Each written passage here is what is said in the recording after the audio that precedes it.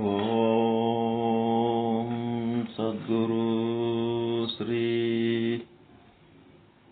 ಶುದ್ಧ ಬ್ರಹ್ಮಣೇ ನಮಃ.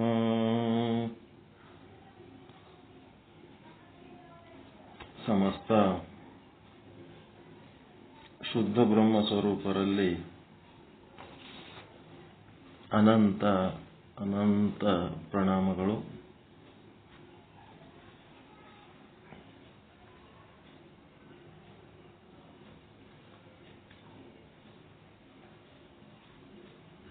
ವೀರಶೈವಾನಂದ ಚಂದ್ರಿಕೆ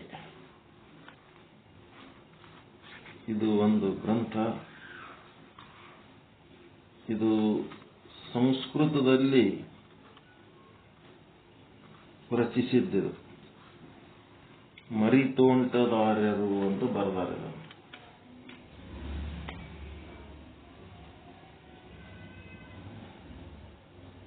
ಮರಿತೋಂಟದಾರ್ಯ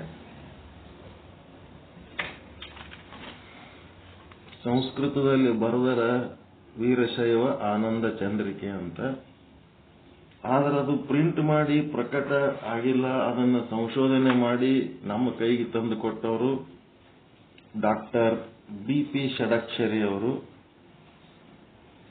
ಅವರು ವೀರಶೈವ ತತ್ವದ ಒಂದು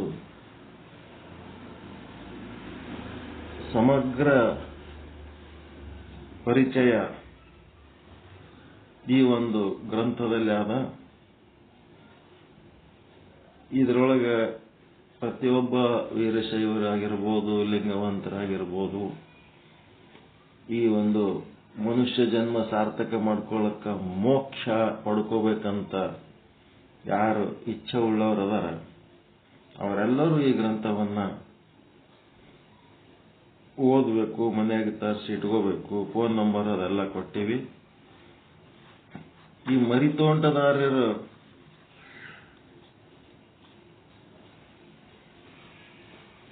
ಯಾವ ಕಾಲದವರು ಅಂತಂದ್ರೆ, ಪ್ರಾಚೀನ ಕಾಲದಿಂದಲೂ ಭಾರತೀಯ ಭಾಷೆ, ಸಾಹಿತ್ಯ, ಸಂಸ್ಕೃತಿ, ಕಲೆ ಹೀಗೆಯೇ ಎಲ್ಲಾ ವಿಧವಾದ ನೀತಿ ನಿಯಮಗಳನ್ನ, ರೀತಿ ನೀತಿಗಳನ್ನ ಪ್ರತಿಬಿಂಬಿಸುವ ಸಾಹಿತ್ಯವನ್ನ ಉಳಿಸಿಕೊಂಡು ಬಂದಿರುವ ಕೀರ್ತಿ ಆಯಾ ರಾಜ್ಯದ ರಾಜವಂಶಸ್ಥರಿಗೆ ಸಲ್ಲುತ್ತದೆ. ಈ ಜ್ಞಾನವನ್ನ ಉಳಿಸಿಕೊಂಡು ಬರೋದಕ್ಕ ರಾಜವಂಶದವ್ರ ಸಪೋರ್ಟ್ ಇಲ್ಲ ಅಂದ್ರೆ ಅದು ಉಳಿಲಿಕ್ಕೆ ಸಾಧ್ಯ ಇಲ್ಲ. ಸಾಹಿತ್ಯ ಅದನ್ನ ರಾಜಾಶ್ರಯದಲ್ಲಿ ಉಳಿಸ್ಕೊಂಡು ಬಂದಾರ.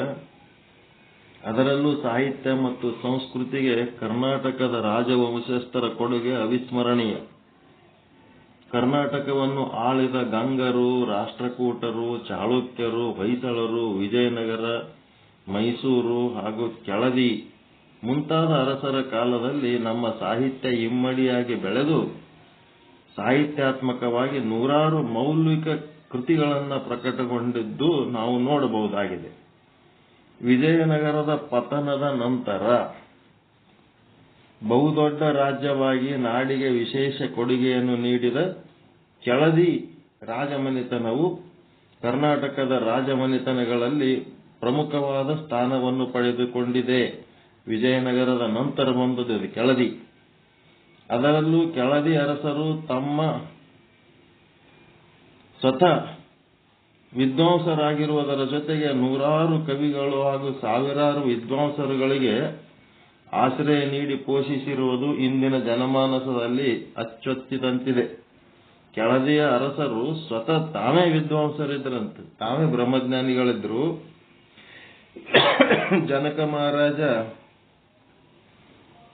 ವೇದಾಂತಿ ತತ್ವಜ್ಞಾನಿ ಇದ್ದ, ರಾಮ ವೇದಾಂತಿ ತತ್ವಜ್ಞಾನಿ ಇದ್ದ, ಇವೆಲ್ಲ ಹೇಳ್ತೀವಿ. ನಮ್ಮ ಕರ್ನಾಟಕದೊಳಗ ಕನ್ನಡದ ರಾಜ್ಯರು ಯಾರ್ಯಾರಿದ್ರು, ಅವರು ಯಾರ್ಯಾರು ವಿದ್ವಾಂಸರಿದ್ರು ಅನ್ನೋದು ಕೇಳಿದ್ರೆ ಹೇಳಕ್ ಬರಲ್ಲ. ಇಂಥ ಗ್ರಂಥಗಳು ಓದಿದ್ರೆ ಗೊತ್ತಾಗ್ತದೆ.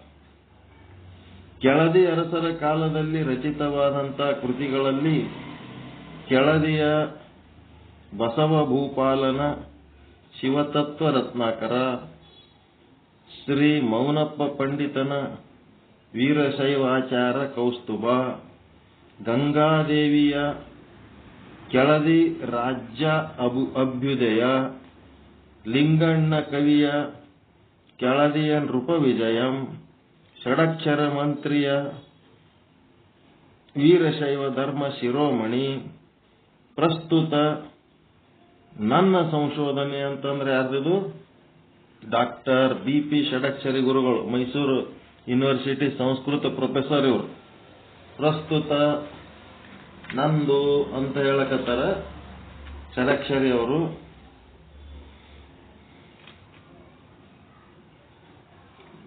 ಪ್ರಬಂಧ ಮಹಾಪ್ರಬಂಧದ ಕರ್ತೃ ಶ್ರೀ ಮರಿತೋಂಟದಾರ್ಯರ ವೀರಶೈವಾನಂದ ಚಂದ್ರಿಕೆ. ಇನ್ನೂ ಮುಂತಾದ ಕೃತಿಗಳು ಶ್ರೇಷ್ಠ ಕೃತಿಗಳಾಗಿ ಸಂಶೋಧನೆಗೆ ಯೋಗ್ಯವಾಗಿವೆ. ಅವುಗಳಲ್ಲಿ ಹೆಚ್ಚು ಹೆಚ್ಚು ಕೃತಿಗಳು ವೀರಶೈವ ಸಿದ್ಧಾಂತವನ್ನು ಪ್ರತಿಪಾದಿಸುವಂತಹವು.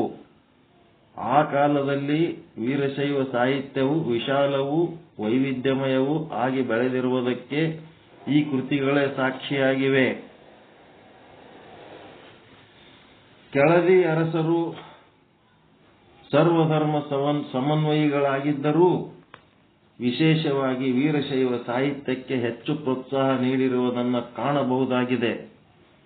ಇವರು ಸಾಹಿತ್ಯ ಕ್ಷೇತ್ರಕ್ಕೆ ನೋಡಿದ ಪ್ರೋತ್ಸಾಹವನ್ನ ಕೆಳದಿಯ ಶ್ರೇಷ್ಠ ಅರಸರು ಸ್ವತಃ ಕವಿಯೂ ಆದ ಕೆಳದಿಯ ಅರಸ ಬಸವ ಭೂಪಾಲನು ತನ್ನ ಮೇರು ಕೃತಿಯಾದ ಶಿವತತ್ವ ರತ್ನಾಕರದಲ್ಲಿ ಈ ರೀತಿ ವರ್ಣಿಸಿದ್ದಾನೆ.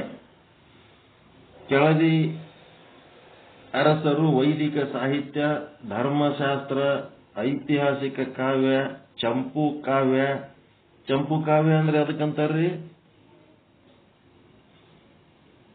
ಚಂಪು ಕಾವ್ಯ ಅಂದ್ರೆ ಏನ್ ಗೊತ್ತಾ? ಗೊತ್ತಿಲ್ಲ. ಚಂಪು ಕಾವ್ಯ ಅಂತಂದ್ರ ಕೆಲವೊಂದು ಸಾಹಿತ್ಯ ಗದ್ಯ, ಕೆಲವೊಂದು ಸಾಹಿತ್ಯ ಪದ್ಯ. ಗದ್ಯ ಗೊತ್ತಾಯ್ತಾ? ಪದ್ಯ ಅಂತಂದ್ರೆ ಹಾಡಿನ ರೂಪದಲ್ಲಿರ್ತದ, ಇನ್ನು ಕೆಲವೊಂದು ಉದ್ದಕ ಕಥನ ರೂಪದಲ್ಲಿರ್ತಾವ. ಇದು ಚಂಪು ಕಾವ್ಯ ಅಂದ್ರ ಗದ್ಯ ಪದ್ಯಗಳ ಮಿಶ್ರಣ. ಇದಕ್ಕೆ ಚಂಪು ಕಾವ್ಯ ಅಂತಾರ. ಖಂಡ ಕಾವ್ಯ ಅಂತೆಯೇ ಇತಿಹಾಸ, ವಿಜ್ಞಾನ ಸಂಬಂಧಿಸಿದ ಸತ್ವಭೂತವಾದ ಕನ್ನಡ ಮತ್ತು ಸಂಸ್ಕೃತ ಭಾಷೆಯಲ್ಲಿ ಅನೇಕ ಮಹತ್ವದ ಕೃತಿಗಳು ಹಾಗೂ ವ್ಯಾಖ್ಯಾನ ಗ್ರಂಥಗಳು ಬೆಳಕು ಕಾಣಲು ಕಾರಣಭೂತರಾಗಿದ್ದಾರೆ. ಇವರೆಲ್ಲ ರಾಜರ ಇವು ಕೊಟ್ಟಾರ. ವೆಂಕಟಪ್ಪ ನಾಯಕ, ವೀರಭದ್ರ ನಾಯಕ, ಇವರು ಕ್ರಿಸ್ತ ಶಕ 1583, 1630 ಹಿಂಗೆಲ್ಲ ಲೀಸ್ಟ್ ಕೊಟ್ಟು ಇನ್ನೂ ಮೊದಲಾದ ಅರಸರು ಸಾಹಿತ್ಯ ಕ್ಷೇತ್ರಕ್ಕೆ ಅಪಾರ ಸಾಹಿತ್ಯ ನೀಡಿದ್ದಾರೆ. ಹಿರಿಯ ವೆಂಕಟಪ್ಪ ನಾಯಕ, ಹಿರಿಯ ಬಸವಪ್ಪ ನಾಯಕ ಮೊದಲಾದವರು ಸೇರಿದಂತೆ ಮೌನಪ್ಪ ಪಂಡಿತ, ಭಟ್ಟೋಜಿ ದೀಕ್ಷಿತ, ಷಡಕ್ಷರ ಮಂತ್ರಿ, ಮರಿತೋಂಟದಾರ್ಯ, ಚೊಕ್ಕನಾಥ ಇನ್ನೂ ಮೊದಲಾದ ಕವಿಗಳು ಸುಮಾರು 30ಕ್ಕೂ ಹೆಚ್ಚು ಕೃತಿಗಳನ್ನು ವಿವಿಧ ವಿಷಯಗಳನ್ನು ಒಳಗೊಂಡಂತೆ ದೇವ ಭಾಷೆಯಾದ ಸಂಸ್ಕೃತದಲ್ಲಿ ರಚಿಸಿರುವುದು ಹೆಮ್ಮೆಯ ಸಂಗತಿ. ಇವರು ನಮ್ಮ ಕನ್ನಡದ ಕವಿಗಳು ಏನ್ ಮಾಡ್ಯಾರ, ಸಂಸ್ಕೃತದೊಳಗೂ ಅವರು ಒಂದು 30 ಗ್ರಂಥಗಳು ರಚನೆ ಮಾಡ್ಯಾರಂತ. ಎಂತಿಂತ ಕೆಲಸ ಮಾಡ್ಯಾರ ನೋಡ್ರಿ ಅವ್ರು.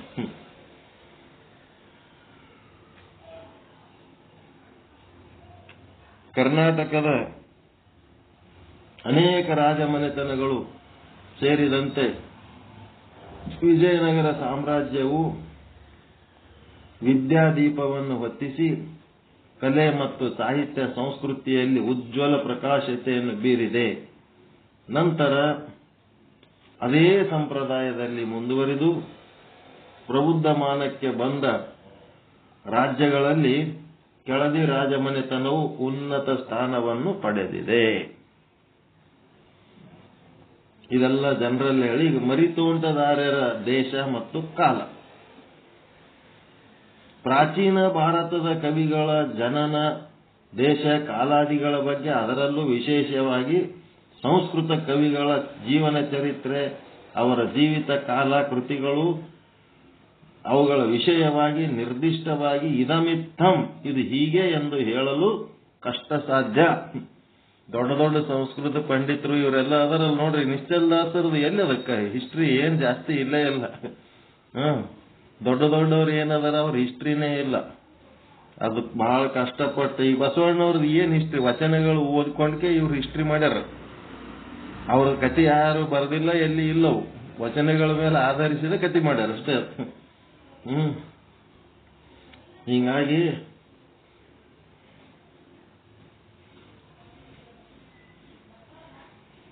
ಸಂಸ್ಕೃತ ಸಾಹಿತ್ಯ ಕ್ಷೇತ್ರದಲ್ಲಿ ಸರ್ವಶ್ರೇಷ್ಠ ಕವಿ ಎಂದು ಜಗತ್ ಪ್ರಸಿದ್ಧಿಯನ್ನು ಪಡೆದಿರುವ ಕಾಳಿದಾಸ ಮೊದಲಾದ ಕವಿಗಳ ವಿಚಾರವು ಈ ಸಮಸ್ಯೆಯನ್ನು ಎತ್ತಿ ತೋರಿಸುತ್ತದೆ. ದೊಡ್ಡ ದೊಡ್ಡ ಕಾಳಿದಾಸ ಅಂತವ್ರ ಸಹಿತ ಚರಿತ್ರೆಗಳು ಇಲ್ಲ, ಅವ್ರದೂ ಇಲ್ಲ. ಆದರೆ ಇಲ್ಲಿ ಬಹಳ ಮುಖ್ಯವಾದ ವಿಷಯ ಗಮನಿಸಬಹುದಾದರೆ, ಎಲ್ಲಾ ಕವಿಗಳು ಬಹಳ ಮುಖ್ಯವಾಗಿ ವರ್ಣನಾ ಕೌಶಲ್ಯ, ವಿಚಾರಪೂರ್ಣ ಅಂಶಕ್ಕೆ ಪ್ರಾಮುಖ್ಯತೆಯನ್ನು ಕೊಟ್ಟರೆ ಹೊರತು ತಮ್ಮ ದೇಶ ಕಾಲಾದಿಗಳ ಹಾಗೂ ವೈಯಕ್ತಿಕ ವಿಚಾರಗಳ ಬಗ್ಗೆ ಅಲ್ಲ. ಮಹಾತ್ಮರು ತಮ್ಮ ವೈಯಕ್ತಿಕವಾದ ವಿಚಾರಗಳನ್ನ ತಮ್ಮ ಬಯೋಡಾಟಾ ಫೇಮಸ್ ಮಾಡ್ಬೇಕಂತ ಹೋಗಿಲ್ಲ. ಅವರು ತತ್ವಚಿಂತನಕ್ಕೆ ಬಹಳ ಮಹತ್ವ ಕೊಟ್ಟಾರ. ಒಂದ್ ಯಾವ್ದಾರೆ ಆಗ್ತದ, ಒಂದು ತತ್ವಚಿಂತನದಾಗ ಆಳವಾಗಿ ಮುಳುಗಿದವನು ತನ್ನನ್ನು ಪರಮಾತ್ಮನಲ್ಲಿ ಲೀನಗೊಳಿಸಿಕೊಂಡ ಮೇಲೆ ತನ್ನ ವೈಯಕ್ತಿಕವಾದಂತ ದೇಶ ಕಾಲಾದಿಗಳ ಬಗ್ಗೆ ಅವನು ಯಾಕೆ ತಲೆ ಕೆಡ್ಸ್ಕೊಳಕ್ ಹೋಗ್ತಾನ್ರಿ? ಹೀಗಾಗಿ ಆದ್ದರಿಂದ ಕವಿಯು ತನ್ನ ದೇಶ ಕಾಲಕ್ಕಿಂತ ಕೃತಿಯಲ್ಲಿ ಬರುವ ರಸ, ಸೌಂದರ್ಯ ಮೊದಲಾದ ಉತ್ಕೃಷ್ಟ ಅಂಶಗಳೇ ಬಹಳ ಮುಖ್ಯ ಎಂಬುದನ್ನು ಅವರು ಮನಗಂಡಿದ್ದಾರೆ.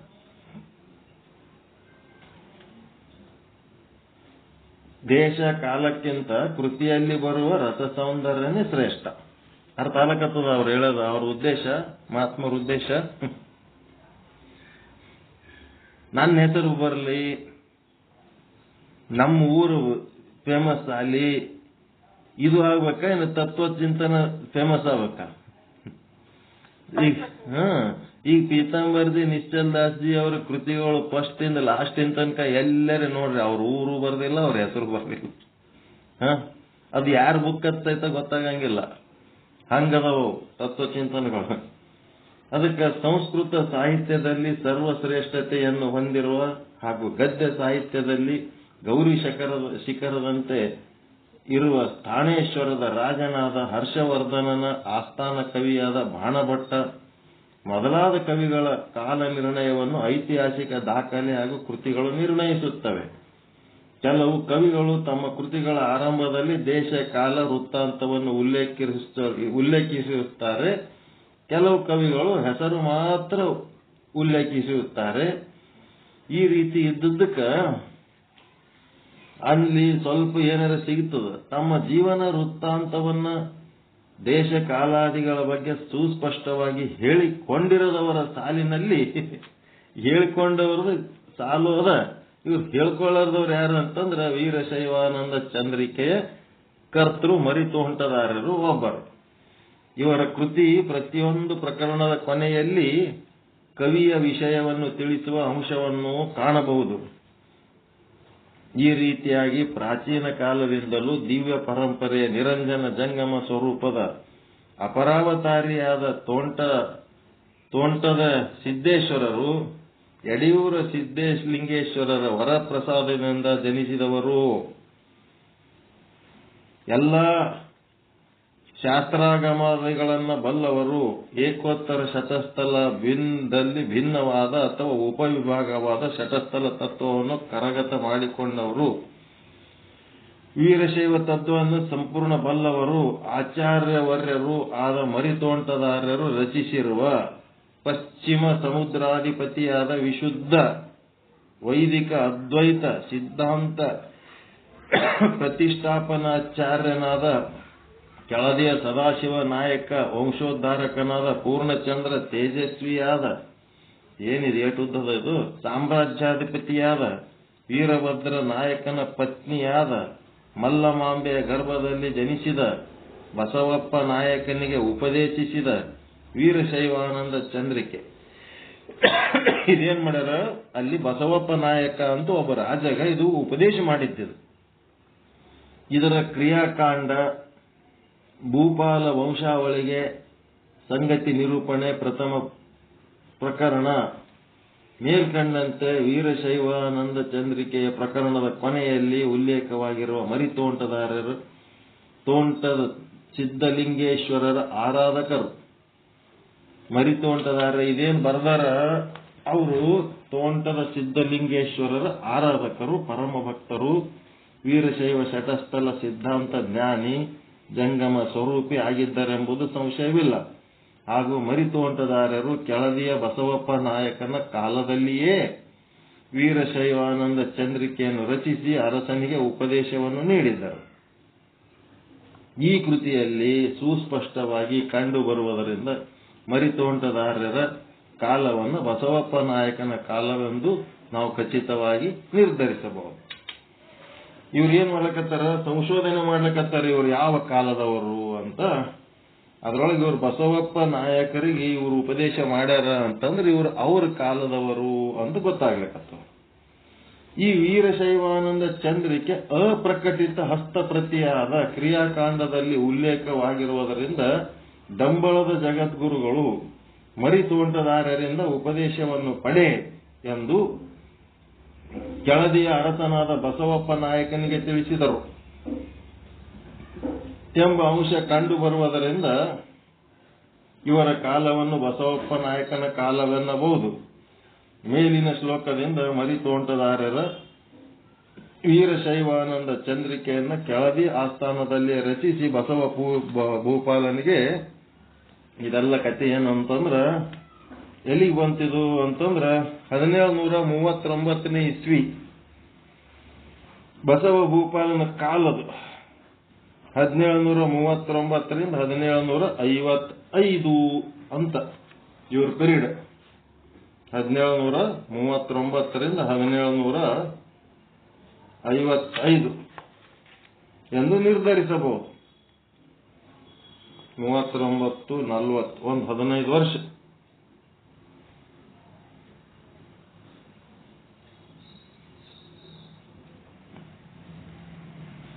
ಇದು ಚರಿತ್ರೆಯ ಬಗ್ಗೆ ಇವ್ರಿಗೆ ಸಿಕ್ಕದ್ದು ಸಂಶೋಧನೆ ಬರ್ಕೋತ ಹೋಗ್ಯಾರ. ಈಗ ಇದು ತಗೊಂಡು ಏನ್ ಮಾಡ್ಬೇಕು, ಈಗ ಸಾಕಲ್ರಿ ಎಷ್ಟು ಇದ್ರದ್ದು. ಈಗ ನಾವು ತತ್ವ ಚಿಂತನಕ್ಕೆ ಹೋಗಮ್ಮ, ಏನ್ ಇದ್ರ ಕಥೆ ನೋಡ್ಕೊತ ಹೋಗಮ್ಮ. ಇಷ್ಟನೇ ಇಸ್ವಿಯಾಗ ಅಲ್ಲಿ ಹೇಳಿದ್ರು, ಅಷ್ಟನೇ ಇಸ್ವಿಯಾಗ ಇಲ್ಲಿ ಹೇಳಿದ್ರು ಅಂತೇಳಿ ನಮಗ ಆ ಗ್ರಂಥದ ಇದು ಹೇಳಕತ್ತಾರ ಅವ್ರು. ಜ್ಞಾನ ತಗೋಬೇಕಿದ್ರು. ಇತಿಹಾಸ ಹೇಳಕತ್ತಾರ ಇವರು. 1666 ಅಲ್ಲಿ ಅದು ಹೇಳಿದ್ರು, ಇಲ್ಲಿ ಇದು ಹೇಳಿದ್ರು ಅಂತೇಳಿ ಈ ಒಂದು ಗ್ರಂಥವನ್ನು ಎಲ್ಲೆಲ್ಲಿ ಯಾರ್ಯಾರು ಹೇಳಿದ್ರು, ಏನೇನು ಮಾಡಿದ್ರು, ಮತ್ತ ಬಸವಪ್ಪ ನಾಯಕನ ಇತಿಹಾಸ, ಅವನ ಕಾಲ, ಹಿಂಗೆಲ್ಲ ತಗೊಂಡು ಮಾಡಿ ಮರಿತೋಂಟದಾರ್ಯರಿಗೆ ತೋಂಟದ ಸ್ವಾಮಿ ಎಂಬ ಉಪನಾಮ ಇತ್ತು. ಇವರು ಡಂಬಳದ ಗುರು ಪರಂಪರೆಗೆ ಸೇರಿದವರು. ವೀರಶೈವಾನಂದ ಚಂದ್ರಿಕೆಯ ಕ್ರಿಯಾಕಾಂಡದ ಕೆಳದಿ ಬಸವ ಭೂಪಾಲನ ವಂಶಾವಳಿಯನ್ನು ನಿರೂಪಿಸುವಲ್ಲಿ ಕಂಡು ಬರುತ್ತದೆ ಅಂತೇಳಿ ಅವರು ಇತಿಹಾಸ.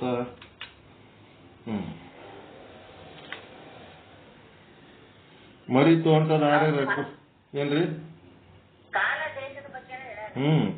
ಮರಿತೋಂಟದಾರ್ಯರ ಕೃತಿಗಳು ಯಾವ್ಯಾವು ಅಂತಂದ್ರ ತತ್ವ ಪ್ರದೀಪಿಕೆ ಇವ್ರದ್ದು ಬುಕ್. ಇದೇನಂದ್ರ ಸಿದ್ಧಾಂತ ಶಿಖಾಮಣಿಯ ವ್ಯಾಖ್ಯಾನ. ಇದನ್ನ ತಿಳ್ಕೋಬಹುದಲ್ಲ. ತತ್ವ ಪ್ರದೀಪಿಕೆ ಅಂತೇಳಿ ಸಿದ್ಧಾಂತ ಶಿಖಾಮಣಿಯ ಮೇಲಿನ ವ್ಯಾಖ್ಯಾನವನ್ನ ಅವರು ಬರೆದದ್ದೊಂದು ಬುಕ್ ಅದ, ತತ್ವ ಪ್ರದೀಪಿಕೆ ಅಂತ ಮರಿತೋಂಟದಾರ್ಯರು. ಮತ್ತೆ ಈಗ ಹೆಂಗ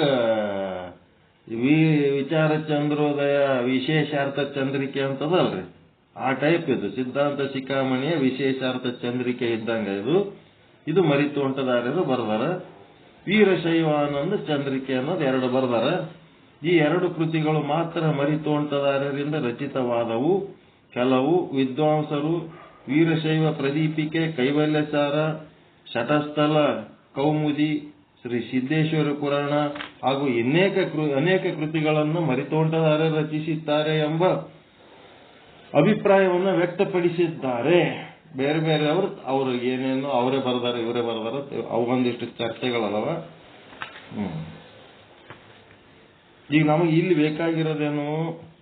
ಅಷ್ಟಾವರಣ, ಪಂಚಾಚಾರ, ಷಟಸ್ಥಲ. ಹೀಗಾಗಿ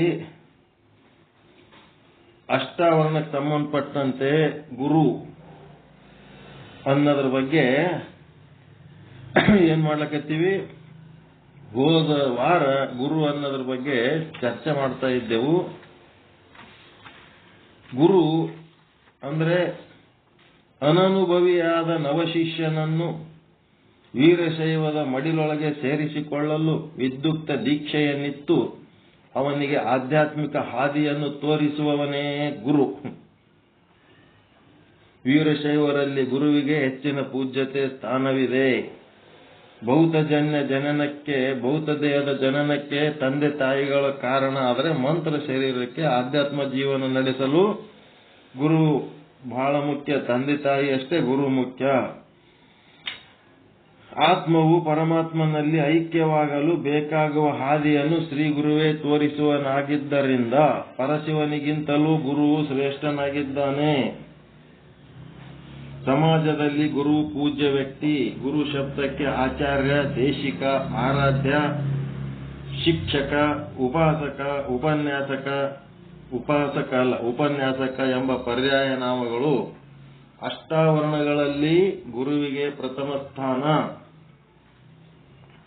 ಸರಿ ತಪ್ಪುಗಳನ್ನ ತೋರಿಸಿ ಶಿಷ್ಯನ ಉದ್ಧಾರ ಮಾಡುವ ಶಕ್ತಿ ಎಂದರೆ ಗುರು. ಸರಿ ತಪ್ಪು ತೋರಿಸಿ ಉದ್ಧಾರ ಮಾಡೋದಂದರೆ ಏನು? ವಿವೇಕ ಜಾಗೃತಿ ಮಾಡೋದು, ಇದು ಸರಿ ಇದು ತಪ್ಪು ಅಂತ. ಗುರುವಿನ ಕರುಣೆ ಇಲ್ಲದಿದ್ದರೆ ಆತ್ಮ ವಿಕಾಸವಾಗಲಾರದು. ಬಲಿದರೆ ಚರಣ ಮರೆತರೆ ಮಾನವ ಎಂಬ ಶರಣರ ಉಕ್ತಿಯಂತೆ ಮನುಷ್ಯನಿಗೆ ಅರಿವು ನೀಡಿ ಶರಣನನ್ನಾಗಿಸುವ ಗುರು ಅವನಿಗೆ ಮುಕ್ತಿ ಮಾರ್ಗವನ್ನು ತೋರಿಸಿರುತ್ತಾರೆ.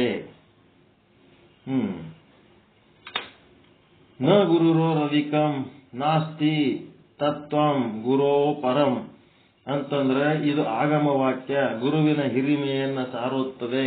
ಗುರುವು ಶಿಷ್ಯನಿಗೆ ಶಿವದೀಕ್ಷಾ ಸಂಸ್ಕಾರ ಪೂರ್ವಕ ಅವನ ಅರಿವಿನ ಕುರುಹಾಗಿ ಇಷ್ಟಲಿಂಗ ಧಾರಣೆ ಮಾಡಿ ಅವನ ಅಂಗಗುಣಗಳನ್ನು ಕಳೆದು ಲಿಂಗ ಗುಣಗಳನ್ನು ಅಳವಡಿಸಿಕೊಳ್ಳುವಂತೆ ಮಾಡುತ್ತಾನೆ.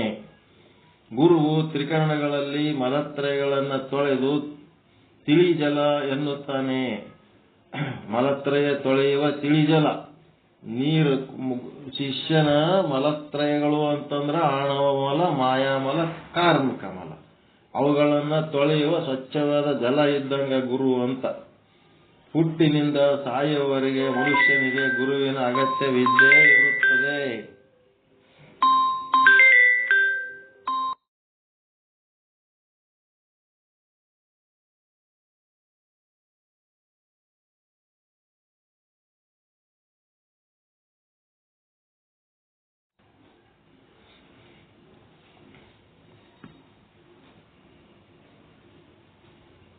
ತಂದೆಯು ಗುರುವಾಗಿ ಕೆಲಸವನ್ನು ಕಲಿಸುತ್ತಾನೆ. ಬಳಿಕ ಶಿಕ್ಷಕನು ಗುರುವಾಗಿ ಬುದ್ಧಿಯನ್ನು ಕಲಿಸುತ್ತಾನೆ.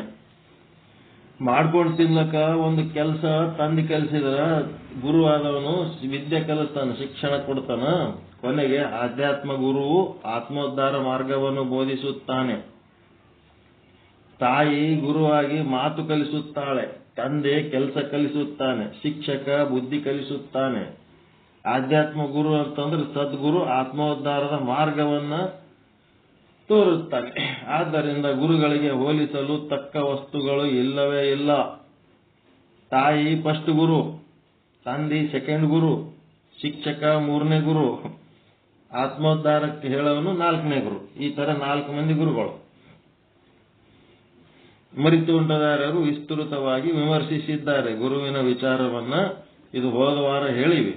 ಲಿಂಗಾಂಗ ಸಾಮರಸ್ಯ ರೂಪವಾದ ಶಿವಾದ್ವೈತ ಸಿದ್ಧಿಯನ್ನ ಗುರುವಿನಿಂದ ಪಡೆಯಬೇಕಾಗಿರುವುದರಿಂದ ಮೊದಲು ಶಿಷ್ಯನು ಗುರುವಿನ ಸೇವೆಯನ್ನು ಮಾಡಬೇಕು. ದೇವರಲ್ಲಿ ಯಾವ ಭಕ್ತಿಯನ್ನು ಇರಿಸುತ್ತೇವೆಯೋ ಅದೇ ಭಕ್ತಿಯನ್ನು ಗುರುವಿನಲ್ಲಿ ಇರಿಸಬೇಕು. ಇದು ಶಿಷ್ಯನ ಒಂದು ಜವಾಬ್ದಾರಿ.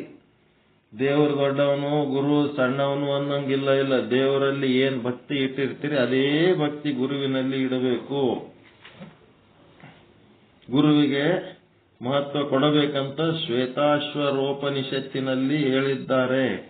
ಸದಾಕಾಲ ಗುರುವಿನ ಸೇವೆ ಮಾಡಬೇಕೆಂದು ತಿಳಿಯಬೇಕು. ಈ ಜ್ಞಾನ ಬೇಕು ಅಂದ್ರೆ ಸೇವೆ ಮಾಡಬೇಕು. ಗುರು ನಾನಾ ವಿಧ ಸಂಶಯಗಳೆಂಬ ಆಳವಾದ ಸಮುದ್ರವನ್ನು ದಾಟಿಸುವುದಕ್ಕೆ ತಕ್ಕ ಉಪಾಯವನ್ನು ಬೋಧಿಸುವವನಾಗಿಯೂ ಜ್ಞಾನ ಸ್ವರೂಪನೇ ತಾನಾಗಿರುವುದರಿಂದಲೂ ಪರಶಿವ ಸ್ವರೂಪ ಆಗಿರುತ್ತಾನೆ. ಜಗತ್ತಿಗೆ ಗುರುವೇ ತಂದೆ, ಗುರುವೇ ತಾಯಿ, ಗುರುವೇ ಬಂಧು ಅಂತಾರಲ್ರಿ. ತಂದೆ ನೀನು, ತಾಯಿ ನೀನು, ಬಂಧು ನೀನು, ಬಳಗ ನೀನು ಅಂತೇಳಿ. ಅದೇ ಜ್ಞಾನಾಮೃತ ಪಾನವನ್ನ ಪಾನ ಮಾಡಿಸುವುದರಿಂದ ಸರ್ವ ವಂದ್ಯನು, ಪೂಜಿಸಲ್ಪಡತಕ್ಕವನು, ಗುರುಮೂರ್ತಿಯೇ ಸಾಕ್ಷಾತ್ ಶಿವ ಸ್ವರೂಪನಲ್ಲದೆ ಬೇರೆ ಅಲ್ಲ. ಚರಾಚರಾತ್ಮಕವಾದಿ ಮೂರು ಲೋಕವು ಶ್ರೀ ಗುರುವಿನ ಚರಣದ ಆಶ್ರಯದಲ್ಲಿ ನಿಂತಿರುತ್ತದೆ ಎಂದು ಅನೇಕ ಪ್ರಮಾಣಗಳು ಉದ್ಘೋಷಿಸುವುದರಿಂದ ಗುರುವಿಗಿಂತಲೂ ಶ್ರೇಷ್ಠವಾದ ಮತ್ತೊಂದು ವಸ್ತುವಿಲ್ಲ. ಸಾಂಖ್ಯ, ಯೋಗ, ಪೂರ್ವಮೀಮಾಂಸ, ಮಾಧ್ವ, ರಾಮಾನುಜ, ಶ್ರೀಕಂಠ, ಅದ್ವೈತ ಮೊದಲಾದ ಮುಕ್ತಿ ಸಾಧಕವಾದ ಜ್ಞಾನೋಪದೇಶವನ್ನು ಮಾಡುವವರನ್ನ ಬೇರೆ ಬೇರೆ ರೂಪದಲ್ಲಿ ಕಂಡುಕೊಂಡಿದ್ದಾರೆ. ಹೀಗಿರುವಾಗ ಒಬ್ಬೊಬ್ರು ಒಂದೊಂದು ಸಿದ್ಧಾಂತ ಹೇಳ್ತಾರ. ಆ ಸಿದ್ಧಾಂತ ಹೇಳದ್ರಾಗ ಲಿಂಗಾಂಗ ಸಾಮರಸ್ಯವನ್ನು ಬೋಧಿಸುವ ವೀರಮಾಹೇಶ್ವರನೆಂಬ ಗುರುವೇ ಶ್ರೇಷ್ಠ.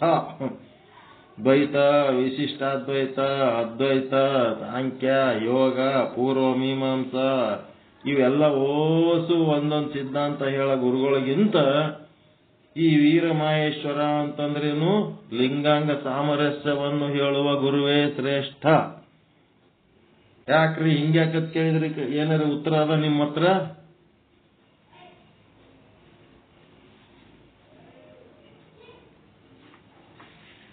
ಏನಾರ ಉತ್ತರ ಇದೆಯಾ?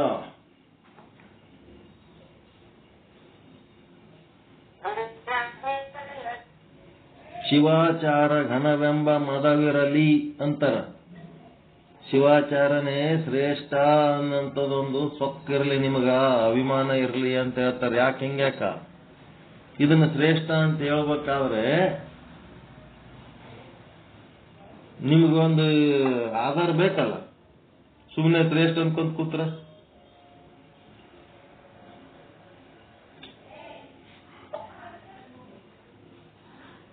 ಹೆಂಗ?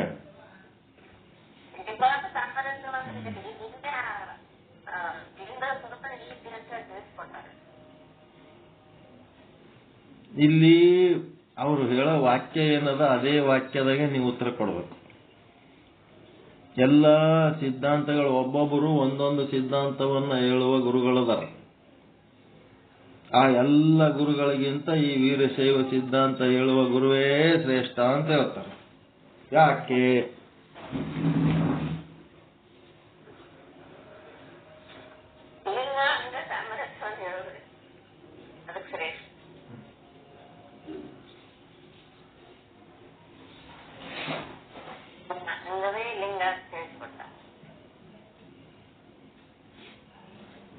ಇದು ಯಾಕೆ ಅವ್ರು ಎಲ್ಲರಿಗಿಂತ ಇವ್ರು ಶ್ರೇಷ್ಠ ಅಂತ ಎಲ್ಲರೂ ಅದೇ ಹೇಳ್ತಾರ. ಇವ್ರು ಯಾಕೆ ಶ್ರೇಷ್ಠ ಅಂತ ಆ ಎಲ್ಲರ ಅಂಗ ಲಿಂಗ, ಒಬ್ಬರು ಜೀವನನ್ನ ವರ್ಣನೆ ಮಾಡ್ತಾರ, ಒಬ್ಬರು ಪರಮಾತ್ಮನನ್ನ ವರ್ಣನೆ ಮಾಡ್ತಾರ.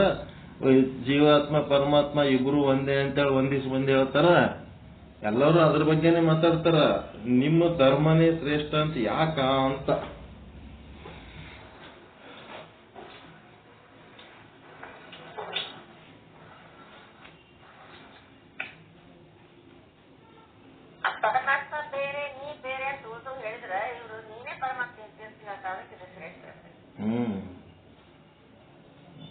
ಇಲ್ಲಿ ನೋಡ್ರಿ ಹೆಂಗಂದ್ರ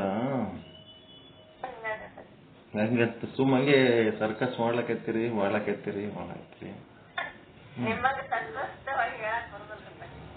ನಮ್ಗೆ ಏನು ಬರಲ್ಲ, ನಾನೇನ್ ಶಾಣೆ ಇಲ್ಲ. ಅಲ್ಲಿ ಏನಾದ್ರು ಹೇಳ್ತೀವಿ, ನಾವೇನಿಲ್ಲ, ಜೀರೋ, ಬಿಗ್ ಜೀರೋ. ನಮ್ಮಂಗೆ ಹೇಳಕ್ ಬರ್ಬೇಕು. ನಮ್ಮಂಗೆ ಹೇಳಕ್ ಆದ್ರೆ ಅಂತಂದ್ರೆ ಕ್ಯಾಟ್ ದಾಡ್ ಆಗಿಬಿಡ್ತೀರಿ. ಏನೂ ಇಲ್ಲ. ಇಲ್ಲಿ ನಿಮ್ಮ ಮನಿ ಒಳಗ ಒಂದ್ ಫಂಕ್ಷನ್ ಇಟ್ಟಿರ ಅಂತ ತಿಳ್ಕೊರಿ. ನಿಮ್ಗೆ ಎಷ್ಟ್ ಮಕ್ಕಳು ಅದಾರ? 3 ಅದ 6 ಅದರ ಎಷ್ಟೋ ಮಕ್ಕಳು ಅದಾರ. ಈಗ ಮಕ್ಕಳು ಇದ್ದ ಹೊತ್ನಾಗ ಆಸು ಮಕ್ಕಳಿಗೆ ಮದುವೆ ಮಾಡಿರಿ. ಆಸು ಮಕ್ಕಳಿಗೆ ಮದುವೆ ಮಾಡಿದ ಹೊತ್ನಾಗ ಆಸು ಮಕ್ಕಳದ ಬೀಗರೆಲ್ಲ ನಿಮ್ ಕಾರ್ಯಕ್ರಮಕ್ಕೆ ಬಂದಾರ. ಬಂದ ಹೊತ್ನಾಗ ಅದ್ರಾಗ ನೀವು ಓಸು ಮಂದಿಗೆ ಸಂಬಂಧಪಟ್ಟವ್ರು ಅದಿರಿ. ನೀವು ಅವ್ರು ಒಬ್ರಿಗೊಬ್ರು ಸಂಬಂಧ ಇಲ್ಲ. ಆ ಬೀಗ್ರ ಇವ್ರಿಗೆ ಸಂಬಂಧ ಇಲ್ಲ, ಈ ಬೀಗ್ರ ಅವ್ರಿಗೆ ಸಂಬಂಧ ಇಲ್ಲ. ನೀವೇನದ್ರಿ 3 6 8 ಮಕ್ಕಳು ಅದೋ ಆಸ್ ಮಕ್ಕಳಿಗೆ ನೀವು ಸಂಬಂಧಪಟ್ಟವ್ರು ಅದಿರಿ. ಹೀಗಾಗಿ ಈಗ ಆ ಕಾರ್ಯಕ್ರಮದೊಳಗೆ ಅತ್ಯಂತ ಶ್ರೇಷ್ಠ ವ್ಯಕ್ತಿಗಳ್ಯಾರು ನೀವೇ.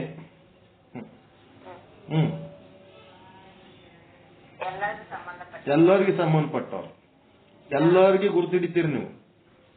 6 ಮಂದಿಗೆ ನೀವು ಗುರ್ತಿಡಿತೀರಿ, 6 ಬೀಗರಿಗೆ ಗುರ್ತಿಡಿತೀರಿ ಬಂದವರಿಗೆ. ಆದ್ರೆ ಅವ್ರ 6 ಮಂದಿ ಒಬ್ರಿಗೊಬ್ರು ಸಂಬಂಧ ಇರ್ಲಾರ್ದಂಗ ಅದಾರಲ್ಲ,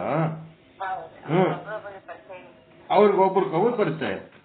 ಹಂಗ ಈ ಜಗತ್ತಿನೊಳಗ ಒಬ್ಬೊಬ್ರು ಒಂದೊಂದು ಸಿದ್ಧಾಂತ ಹೇಳ್ಕೊತ್ ಕೂತಾರ. ಆ ಎಲ್ಲಾ ಸಿದ್ಧಾಂತಗಳು ತಮ್ಮದೇ ತಾವು ಹೇಳ್ಕೊತ್ ಕೂತಾರ. ಅವರು ಕುಂತಾಗ ಏನಾಯ್ತು, ಒಂದು ಸಿದ್ಧಾಂತದವ್ರು ಇನ್ನೊಂದು ಸಿದ್ಧಾಂತದಾಗ ಪರಿಚಯ ಇಲ್ಲ. ಇವರು ವೀರಶೈವ ಪದ್ಧತಿಯವರು ಏನ್ ಮಾಡ್ಬಿಟ್ರು, ಓಸು ಸಿದ್ಧಾಂತಗಳನ್ನ ಜಮಾಯಿಸ್ಕೊಂಡು ಸರ ಮಾಡಿ ಕೊಳ್ಳೆಗೆ ಹಾಕೊಂಡ್ಬಿಟ್ರು.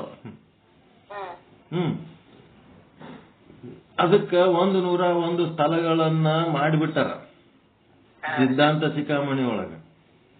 101 ಸ್ಥಳದೊಳಗೆ 101 ಸಿದ್ಧಾಂತಗಳದಾವ. ಈ 101 ಸಿದ್ಧಾಂತಿಗಳು ಅವರು ಬೇರೆ ಬೇರೆ ಒಬ್ರಿಗೊಬ್ರು ಗೊತ್ತಿಲ್ಲ. ಆದ್ರೆ ಅವರೆಲ್ಲರೂ ನಮ್ಮ ವೀರಶೈವ ಸಿದ್ಧಾಂತಕ್ಕೆ ಸಂಬಂಧಪಟ್ಟವ್ರ. ಅವ್ರ್ಯಾರು ನಮ್ಮ ವಿರೋಧಿಗಳಿಲ್ಲ. ಅವ್ರು ಪರಸ್ಪರ ಒಬ್ರಿಗೊಬ್ಬರು ವಿರೋಧಿ ಇರ್ಬೋದು. ದ್ವೈತದವರು ಅದ್ವೈತದವರು ವಿಶಿಷ್ಟ ಅದ್ವೈತವ್ರಿಗೆ ಒಬ್ರಿಗೊಬ್ರು ಜಗಳ ಟೀಕೆ ಏನು ಗುದ್ದಾಡ್ತಿರ್ಬೋದು. ನಮಗೆ ಯಾರದ ಜೊತೆಗೂ ವಿರೋಧ ಇಲ್ಲ. ಅದಕ್ಕೆ ನಮ್ಮ ವೀರಶೈವ ಸಿದ್ಧಾಂತಕ್ಕೆ ಏನಂತಾರ, ಸಮನ್ವಯ ಸಿದ್ಧಾಂತ ಅಂತಾರ. ಎಲ್ಲರ ಜೊತೆ ಹೊತ್ಕೊಂಡೋದು, ಎಲ್ಲವನ್ನ ಪರಿಗಣಿಸೋದು. ಎಲ್ಲಾ ತತ್ವಗಳು ಏನದಾವ ಮನುಷ್ಯನ ಆತ್ಮೋದ್ಧಾರಕ್ಕೆ ಅದಾವ. ಎಷ್ಟು ಸಿದ್ಧಾಂತವ ಜಗತ್ತಿನಾಗ ಓಸು ಮನುಷ್ಯನ ಆತ್ಮೋದ್ಧಾರಕ್ಕೆ ಯಾವರ ಆತ್ಮವನ್ನ ಹಾಳು ಮಾಡ್ಬೇಕಂತವ ಯಾವರ ಎಲ್ಲ ಉದ್ಧಾರ ಸಲುವಾಗಿ ಅದಾವ. ಅವು ಏನ್ ಮಾಡ್ಯಾರ ಇವರು, ಎಲ್ಲ ಉದ್ಧಾರ ಸಲುವಾಗಿ ಇದ್ದದನ್ನ ಇವ್ರು ಹುಷಾರ್ತನ ಮಾಡಿ ಅವುಗಳನ್ನ ಪೋಣಿಸ್ಕೊಂಡಾರ. ಇವ್ರು ಯಾವಾಗ ಎಲ್ಲಿ ಹಾಕಿದ್ರೆ ಚಂದ ಕಾಣಿಸ್ತದ ಅಂತ. ಹೀಗಾಗಿ ವೀರಶೈವರು ಶ್ರೇಷ್ಠ. ಯಾಕಂದ್ರೆ ಆ ಎಲ್ಲ ಸಿದ್ಧಾಂತಗಳನ್ನು ಒಳಗೊಂಡಂತ ಒಂದು ಸಿದ್ಧಾಂತ ಶಿಖಾಮಣಿ ರಚನೆ ಮಾಡಿ ಆ ಸಿದ್ಧಾಂತ ಶಿಖಾಮಣಿಯನ್ನ ಧರ್ಮ ಗ್ರಂಥ ಮಾಡ್ಕೊಂಡದ್ದಕ್ಕ ದ್ವೈತ ಅದ್ವೈತ ವಿಶಿಷ್ಟ ಅದ್ವೈತ ಮತ್ತಿನ್ನೇನದಾವ ಎಲ್ಲಾ ಸಿದ್ಧಾಂತಗಳು ನಮ್ಮ ಸಿದ್ಧಾಂತ ಶಿಖಾಮಣಿ ಒಳಗೆ ಅದಾವ. ನಾವು ಯಾರಿಗೂ ವಿರೋಧಿಗಳು ಅಲ್ಲ, ಎಲ್ಲರನ್ನ ಗೌರವಿಸುವ.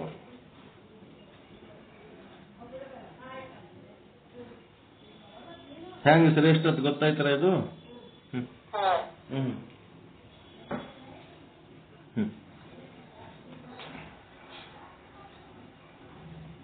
ನಮ್ ಸಿದ್ಧಾಂತ ಶಿಖಾಮಣಿ ಪರ್ಫೆಕ್ಟ್ ಆಗಿ 101 ಸ್ಥಳಗಳು ಒಂದು ಸಾರಿ ಅಧ್ಯಯನ ಮಾಡಿ ಬಿಟ್ರಿ ಅಂತಂದ್ರೆ ಜಗತ್ತಿನೊಳಗ ಎಷ್ಟು ಸಿದ್ಧಾಂತಗಳು ಎಲ್ಲೇ ಹೋಗಿ ಕೂತು ಕೇಳಿದ್ರು ಇದು ನಮ್ ಸಿದ್ಧಾಂತ ಶಿಖಾಮಣಿಯಾಗಿ ಇಂಥ ಪರಿಚ್ಛೇದದೊಳಗ ಇಂಥ ಸ್ಥಳದೊಳಗ ಇಂಥ ಪೇಜ್ನಾಗ ನಾವು ಓದೀವಿ ಅಂತೇಳಿ ನಿಮಗೆ ನೆನಪು ಬಂದ್ಬಿಡುತ್ತೆ. ನಮ್ಮದ್ರಾಗ ದ್ವೈತನೂ ಅದ, ವಿಶಿಷ್ಟಾದ್ವೈತನೂ ಅದ, ಅದ್ವೈತನೂ ಅದ. ಸಮಾಧಾನ ಆಯ್ತಾ? ಹೆಂಗ್ ಶ್ರೇಷ್ಠ ಗೊತ್ತಾಯ್ತಾ? ದ್ವೈತದಾಗ ತ್ಯಾಗಾಂಗದೊಳಗೆ ದ್ವೈತ ಅದ, ಭೋಗಾಂಗದೊಳಗೆ ವಿಶಿಷ್ಟ ಅದ್ವೈತ ಅದ, ಯೋಗಾಂಗದೊಳಗೆ ಅದ್ವೈತ. ಕರ್ಮ ಉಪಾಸನೆ ಜ್ಞಾನ ಏನಂತೀವಿ ಎಲ್ಲ ಅದೇ. ಹಿಂಗೆ ಅದಾವ.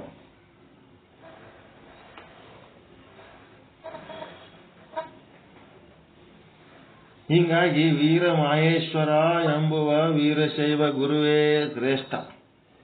ಇದು ಹೇಳಲು ಹೇಗೆ ಎಂದು ಶಂಕಿಸುವವರಿಗೆ ಮರಿತೋಂಟದಾರ್ಯರ ಅಭಿಪ್ರಾಯ.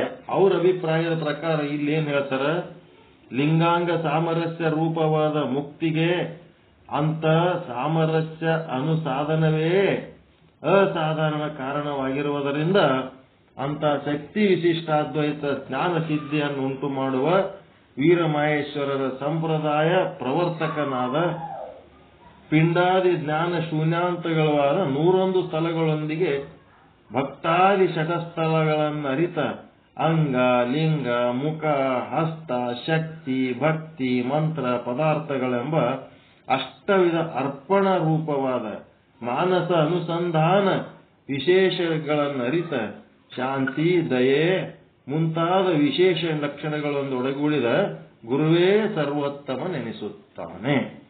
ಎಲ್ಲ ಹೇಳಿದ್ರು ನೋಡ್ರಿ, ನೀವು ಹೇಳಿದ್ದನ್ನು ಹೇಳಿದ್ರಿ. ಇಲ್ಲಿ ಲಿಂಗಾಂಗ ಸಾಮರಸ್ಯ ಹೇಳಿದ್ದಕ್ಕ ಶ್ರೇಷ್ಠ, ಮತ್ತ 101 ಸ್ಥಳಗಳೊಳಗ ಎಲ್ಲಾ ಸಿದ್ಧಾಂತಗಳನ್ನ ಪಿಂಡಾದಿ ಜ್ಞಾನ ಶೂನ್ಯ ಪಿಂಡ ಸ್ಥಳದಿಂದ ಆರಂಭ ಆಗಿ ಜ್ಞಾನ ಶೂನ್ಯ ಸ್ಥಳದ ತನಕ 101 ಸ್ಥಳಗಳನ್ನು ಒಳಗೊಂಡು ಎಲ್ಲಾ ಪ್ರವರ್ತಕ ಎಲ್ಲಾ ಸಿದ್ಧಾಂತಗಳ ಪ್ರವರ್ತನ ಅದರೊಳಗೆ ಮಾಡಿ 6 ಅಂಗಗಳು, 6 ಲಿಂಗಗಳು, 6 ಮುಖಗಳು, 6 ಹಸ್ತಗಳು ಎಲ್ಲ ಅದಾವಲ್ಲ ನಿಂಬಲ್ಲಿ ಲಿಸ್ಟ್.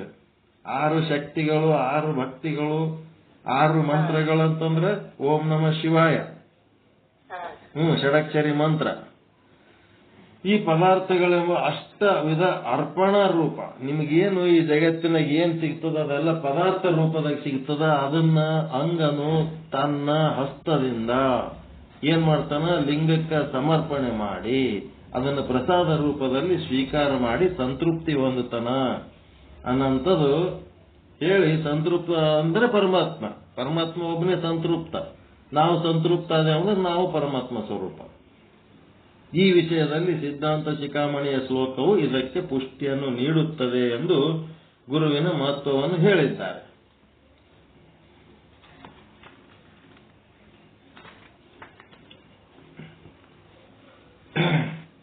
ಅಲ್ಲಲ್ಲಿ ಸಂಸ್ಕೃತ ಶ್ಲೋಕಗಳು ಹಾಕಿ ವೀರಶೈವ ಅಮೃತ ಪುರಾಣ ಮಹಾಪುರಾಣದಲ್ಲಿ ಏನ್ ಹೇಳ್ಯಾರಪ್ಪ ಅಂತಂದ್ರೆ, ಮಹಾಪುರಾಣದ ನೋಡ್ರಿ ವೀರಶೈವ ಅಮೃತ ಪುರಾಣ ಮಹಾಪುರಾಣ 1-1-10 ಇದ್ರೊಳಗೆ ಏನದ, ವಚನಗಳು ಸಹ ಗುರುವಿನ ಮಹತ್ವವನ್ನು ಸಾರಿವೆ. ಶ್ರೀ ಗುರು ಭಕ್ತನಿಗೆ ಇಷ್ಟಲಿಂಗ ಧಾರಣೆ ಮಾಡುವ ಕ್ರಮವನ್ನ ಮೈಲಾರ ಬಸವಲಿಂಗ ಶರಣರು ಒಂದೇ ಪದ್ಯದಲ್ಲಿ ಬಹಳ ರಸವತ್ತಾಗಿ ಹೇಳಿದ್ದಾರೆ. ವೀರಶೈವಾಮೃತ ಪುರಾಣ ಅಂತದ, ಅದ್ರೊಳಗೆ ಏನದ ಅಂತಂದ್ರ ವಚನಗಳು ಅಂತಂದ್ರ ಬಸವಾದಿ ಶರಣರ ವಚನಗಳು ಅಂತೇಳಿ ಅಂದ್ಬಿಟ್ರಿ ಅಂತಂದ್ರೆ ಏನಾಯ್ತು, 12ನೇ ಶತಮಾನದಿಂದ ಈಚೆಗೆ ಬಂದ ವಚನಗಳಿಗೆ ಅದು ಏನಾಗ್ತದ, ಮೀಸಲಾಗ್ತದ. ಅದು ವಚನಗಳಂದ್ರೆ ಬಸವಣ್ಣನಕ್ಕಿಂತ ಮೊದಲು ವಚನಗಳು ಬರ್ದಾರ ಇಲ್ಲ. ಹೀಗಾಗಿ ಅವ್ರೇನ್ ಮಾಡ್ತಾರೆ, ವಚನಗಳು ಸಹ ಅಂತ ಅಷ್ಟೇ ಬರೀತಾರ ಅವ್ರು. ಅದು ಕೂಡ ಗುರುವಿನ ಮಹತ್ವವನ್ನು ಎತ್ತಿ ಹಿಡಿದಿದೆ. ಬಸವಣ್ಣವ್ರಕ್ಕಿಂತ ಮೊದಲು ವಚನ ಬರ್ದಾರಲ್ರಿ, ಬರ್ದವ್ರದಾರ ಇಲ್ಲ. ಹಿಂಗಾಗಿ ನಾವೇನ್ ಮಾಡ್ಬೇಕು, ಬಸವಣ್ಣವ್ರದ ಅಂದ್ರೆ 12ನೇ ಶತಮಾನದ ಈಚೆದಷ್ಟೇ ಆಗಿ ಅಕಡಿ ವಚನಗಳು ಬಿದ್ದೋಗ್ಬಿಡ್ತಾವ. ಅದಕ್ಕೆ ಏನ್ ಮಾಡ್ಯಾರಪ್ಪ ಅಂದ್ರೆ, ಈ ಒಂದು ಹೊಸ ಬುದ್ಧಿವಂತರು ಆ ಜೇಡರ ದಾಸಿಮಾರ್ಯರು ಸಹಿತ ಬಸವಣ್ಣವ್ರ ಬಲ್ಲಿ ಬಂದು ಲಿಂಗ ಕಟ್ಕೊಂಡು ವಚನ ಬರ್ದಾರ ಸಾಹಿತ್ಯ ರಚನೆ ಮಾಡ್ಲಕತ್ತಾರ. ಇದು ಅಂತ ಕರ್ಮ. ಮತ್ತೆ ಅನಿಮಿಷ ಯೋಗಿ ಪ್ರಭುದೇವರ ಗುರುಗಳು ಅವ್ರು ಸಹಿತ ಬಸವಣ್ಣವ್ರ ಬಲ್ಲೆ ದೀಕ್ಷೆ ತಗೊಂಡಾರ, ಬಸವಣ್ಣವ್ರ ಬಲ್ಲೆ ಲಿಂಗ ಕಟ್ಕೊಂಡಾರ ಅಂತ ಹೇಳಕ್ಕೆ ಬರ್ದಿಡ್ಲಕತ್ತಾರ. ಈಗ ಎಲ್ಲ ತಿರುಚಿ ಬರೆಯೋದು. ಸಾಹಿತ್ಯ ರಚನೆ ಮಾಡೋದಂದ್ರೆ ಏನೇನೋ ಇಂಥವ್ ಮಾಡಿಟ್ಟು ಹೋಗ್ತಾರ, ಮುಂದಿನವರಿಗೆ ಎಲ್ಲ ಕನ್ಫ್ಯೂಸ್ ಆಗಿಬಿಡ್ತು. ಅದಕ್ಕ ಇಲ್ಲಿ ದೀಕ್ಷೆ ವಿಷಯವನ್ನ ಏನ್ ಯಾಕಡೆ ಓದಿದ್ರು ದೀಕ್ಷಾ ವಿಷಯನೇ ನಡೆದ ಮುಂಜಾನೆ ಮಧ್ಯಾಹ್ನ ಅದೇ. ಯಾರು ಮೈಲಾರ ಬಸವಲಿಂಗ ಶರಣರು ಗುರು ಆದವನು, ಗುರು ಅನ್ನೋ ವಿಷಯ ಬಂದ ಹೊತ್ನಾಗ ಗುರುವಿನ ಮಹತ್ವ ಹೇಳಿ ಮತ್ತೆ ದೀಕ್ಷೆ ಹೆಂಗ್ ಕೊಡ್ತಾರ ಅನ್ನೋದ್ರ ಬಗ್ಗೆ ಒಂದಿಷ್ಟು ಚಿಂತನೆ ಮಾಡ್ಬೇಕಲ್ಲ. ಅದಕ್ಕೆ ಇಲ್ಲಿ ದೀಕ್ಷೆ ಬಗ್ಗೆ ಒಂದಿಷ್ಟು ವಿಚಾರ ಮಾಡ್ತಾರೆ. ಗುರು ಮಾಡೋ ದೀಕ್ಷೆ ಹೆಂಗಿರ್ತದೆ. ಪಾವನಾತ್ಮಕ ಸುಪುತ್ರನು. ಪಾವನಾತ್ಮಕ ಅಂದ್ರೆ ನಿರ್ಮಲ ಚಿತ್ತ, ನಿಶ್ಚಲ ಚಿತ್ತ, ನಿಷ್ಕಾಮ ಕರ್ಮ, ನಿಷ್ಕಾಮ ಉಪಾಸನೆ ಮಾಡಿದಂತ ಸುಪುತ್ರನ ಮಸ್ತಕದೊಳು ಗುರುದೇವ ಕರವಾಂತು ಸಾತಿರದೊಳದ ಚಿತ್ತ ಕಳೆಯು ಭಾವದಿಂ ಮನಮನದಿ ನೇತ್ರಂಗಳಿಂ ತೆಗೆದಿಷ್ಟ ರೂಪಗೊಳಿಸಿ ತೀವಿ ಷಣ್ಮಂತ್ರ ಲಿಂಗವಿದೆಂದು ತಿಳುವೆ ಚಿದ್ ಭಾವ ಕಳೆಯೊಳಗೆ ಇಷ್ಟ ಲಿಂಗವೇ ತಾನಾದ ಲಿಂಗ ಭಕ್ತನೇ ಶ್ರೇಷ್ಠ. ಅಂದ್ರೆ ಗುರು ಕರುಣೆಯಿಂದ ಕೃತಾರ್ಥರಾದ ಶರಣರು ಗುರುವನ್ನು ಬಗೆ ಬಗೆಯಾಗಿ ಕೊಂಡಾಡಿದ್ದಾರೆ. ಶಿವಪಥವರಿವಡೆ ಗುರುಪಥ ಮೊದಲು, ಗುರುಪಥವ ಮೀರಿ ಮಾಡುವ ನೇಮ ಸಲ್ಲದು ಎಂದು ಬಸವಣ್ಣನವರು ಭವತಿಮಿರವೆಂಬ ಅಜ್ಞಾನದಿಂದ ಮುಸುಕಿಕೊಂಡ ಕಾಣಬಾರದೇ ಇದ್ದ ಕಣ್ಣಿಗೆ ಜ್ಞಾನವೆಂಬ ಅಂಜನವನ್ನು ಹಚ್ಚಿ ಶಿವಪಥವಿದೆಂದು ತೋರಿಸಿದ ಸದ್ಗುರುದೇವಂಗೆ ನಮೋ ನಮೋ ಎಂಬೆನಯ್ಯ ಎಂದು ತೋಂಟದ ಸಿದ್ಧಲಿಂಗೇಶ್ವರರು ಗುರು ನಮನವನ್ನು ಮಾಡಿದ್ದಾರೆ. ನೋಡ್ರಿ ಎಷ್ಟು ವಾಕ್ಯದ ಚಂದದ ಬರ್ಕೋರಿದು. ಭವತಿಮಿರವೆಂಬ ಅಜ್ಞಾನದಿಂದ. ಭವತಿಮಿರ ದೇಹನೇ ನಾನು, ಬ್ರಹ್ಮಾಂಡ ಜಗತ್ತು ಸಂಸಾರ ನಂದು ಅಂತೇನದಲ್ಲ, ಇದೆಲ್ಲ ಅಜ್ಞಾನದಲ್ಲ. ಈ ಭವತಿಮಿರವೆಂಬ ಅಜ್ಞಾನದಿಂದ ಮುಸುಕಿಕೊಂಡ ಕಾಣಬಾರದೆ ಇದ್ದ ಕಣ್ಣಿಗೆ ಏನಾಗಿದೆ, ಅಜ್ಞಾನದಿಂದ ಮುಸುಕಿಕೊಂಡು ಕಾಣಬಾರದೆ ಇದ್ದ ಕಣ್ಣಿಗೆ ಏನ್ ಮಾಡಿದ್ರು, ಈ ಅಜ್ಞಾನದ ಕಾರಣ ಕಣ್ಣು ಕಾಣ್ಲಾರ್ದಂಗೆ ಆ ಕಣ್ಣಿಗೆ ಏನ್ ಮಾಡಿದ್ರು, ಇದ್ದ ಕಣ್ಣಿಗೆ ಜ್ಞಾನವೆಂಬ ಅಂಜನವನ್ನು ಹಚ್ಚಿ. ಭವತಿಮಿರವೆಂಬ ಅಜ್ಞಾನದಿಂದ ಮುಸುಕಿಕೊಂಡು ಕಾಣಬಾರದೆ ಇದ್ದ ಕಣ್ಣಿಗೆ ಜ್ಞಾನವೆಂಬ ಅಂಜನವನ್ನು ಹಚ್ಚಿ ಏನ್ ಮಾಡಿದ್ರು, ಶಿವಪಥವಿದು ಎಂದು ತೋರಿಸಿದ ಸದ್ಗುರು ದೇವಂಗೆ ನಮೋ ನಮೋ ಎಂಬೆನಯ್ಯ. ಕಣ್ಣಿಗೆ ಜ್ಞಾನ ಎಂಬುವ ಒಂದು ಅಂಜನ ಹಚ್ಚಿದಾಗ ಏನ್ ಕಾಣಿಸ್ತದಪ್ಪ ಅಂದ್ರೆ ಶಿವಪಥ ಕಾಣಿಸ್ತದ. ಅಂದ್ರೆ ಏನ್ ಮಾಡಿದ್ರು, ಜ್ಞಾನ ದೃಷ್ಟಿ ಕೊಟ್ರಂತ, ವೃತ್ತಿ ತಯಾರು ಮಾಡಿ ಕೊಟ್ರು. ಜ್ಞಾನ ದೃಷ್ಟಿ ಕೊಟ್ರಂತ. ಗುರು ದೇವರಿಗಿಂತ ದೊಡ್ಡವನೆಂದು ಅಭಿಪ್ರಾಯ ಪಡುವ ಸರ್ವಜ್ಞ ಹೀಗೆನ್ನುತ್ತಾನೆ. ಗುರುವಿಂಗೆ ದೈವಕ್ಕೆ ಹಿರಿದು ಅಂತರ ಉಂಟು. ಗುರುವು ತೋರುವ ದೈವದೆಡೆಗಳನ್ನು ದೈವತ ಗುರು ತೋರುವುದೇ. ಹೆಂಗದರಿ,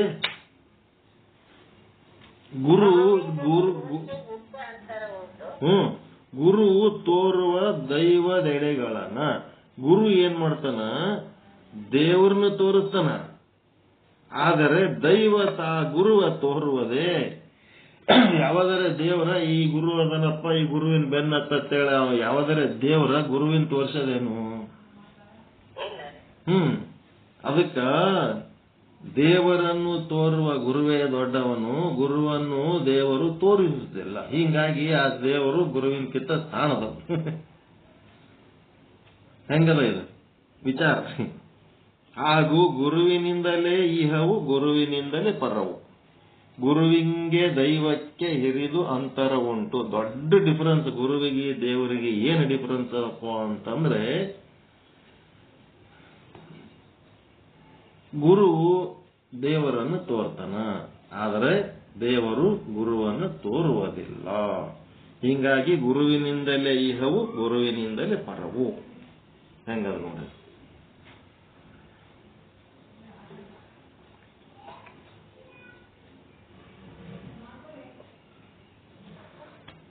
ಚಲೋ ಅದ ಡಿಫರೆನ್ಸ್. ಇಂಗ್ಲಿಷ್ನಾಗ ಹೇಳ್ತೀವಲ್ರಿ, God is great, there is no doubt. ದೇವರ ದೊಡ್ಡವ ಅಂತ ಅದ್ರಾಗ ಏನು ಡೌಟ್ ಬೇಡ. Because God shows path to the guru, but God do not show path to the ತಪ್ಪು ಹೇಳಿದ್ನಲ್ಲ. God is great, there is no doubt, because guru shows path to the God. ಶಿವಪಥ ತೋರಿಸ್ತಾನ ಗುರು. Guru shows path to the God, but God do not show path to the Guru. So Guru is great. ಸರಿಯಾಗಿ ಅರ್ಥ ಆಯ್ತಾ ಹೇಳಿದ್ದು?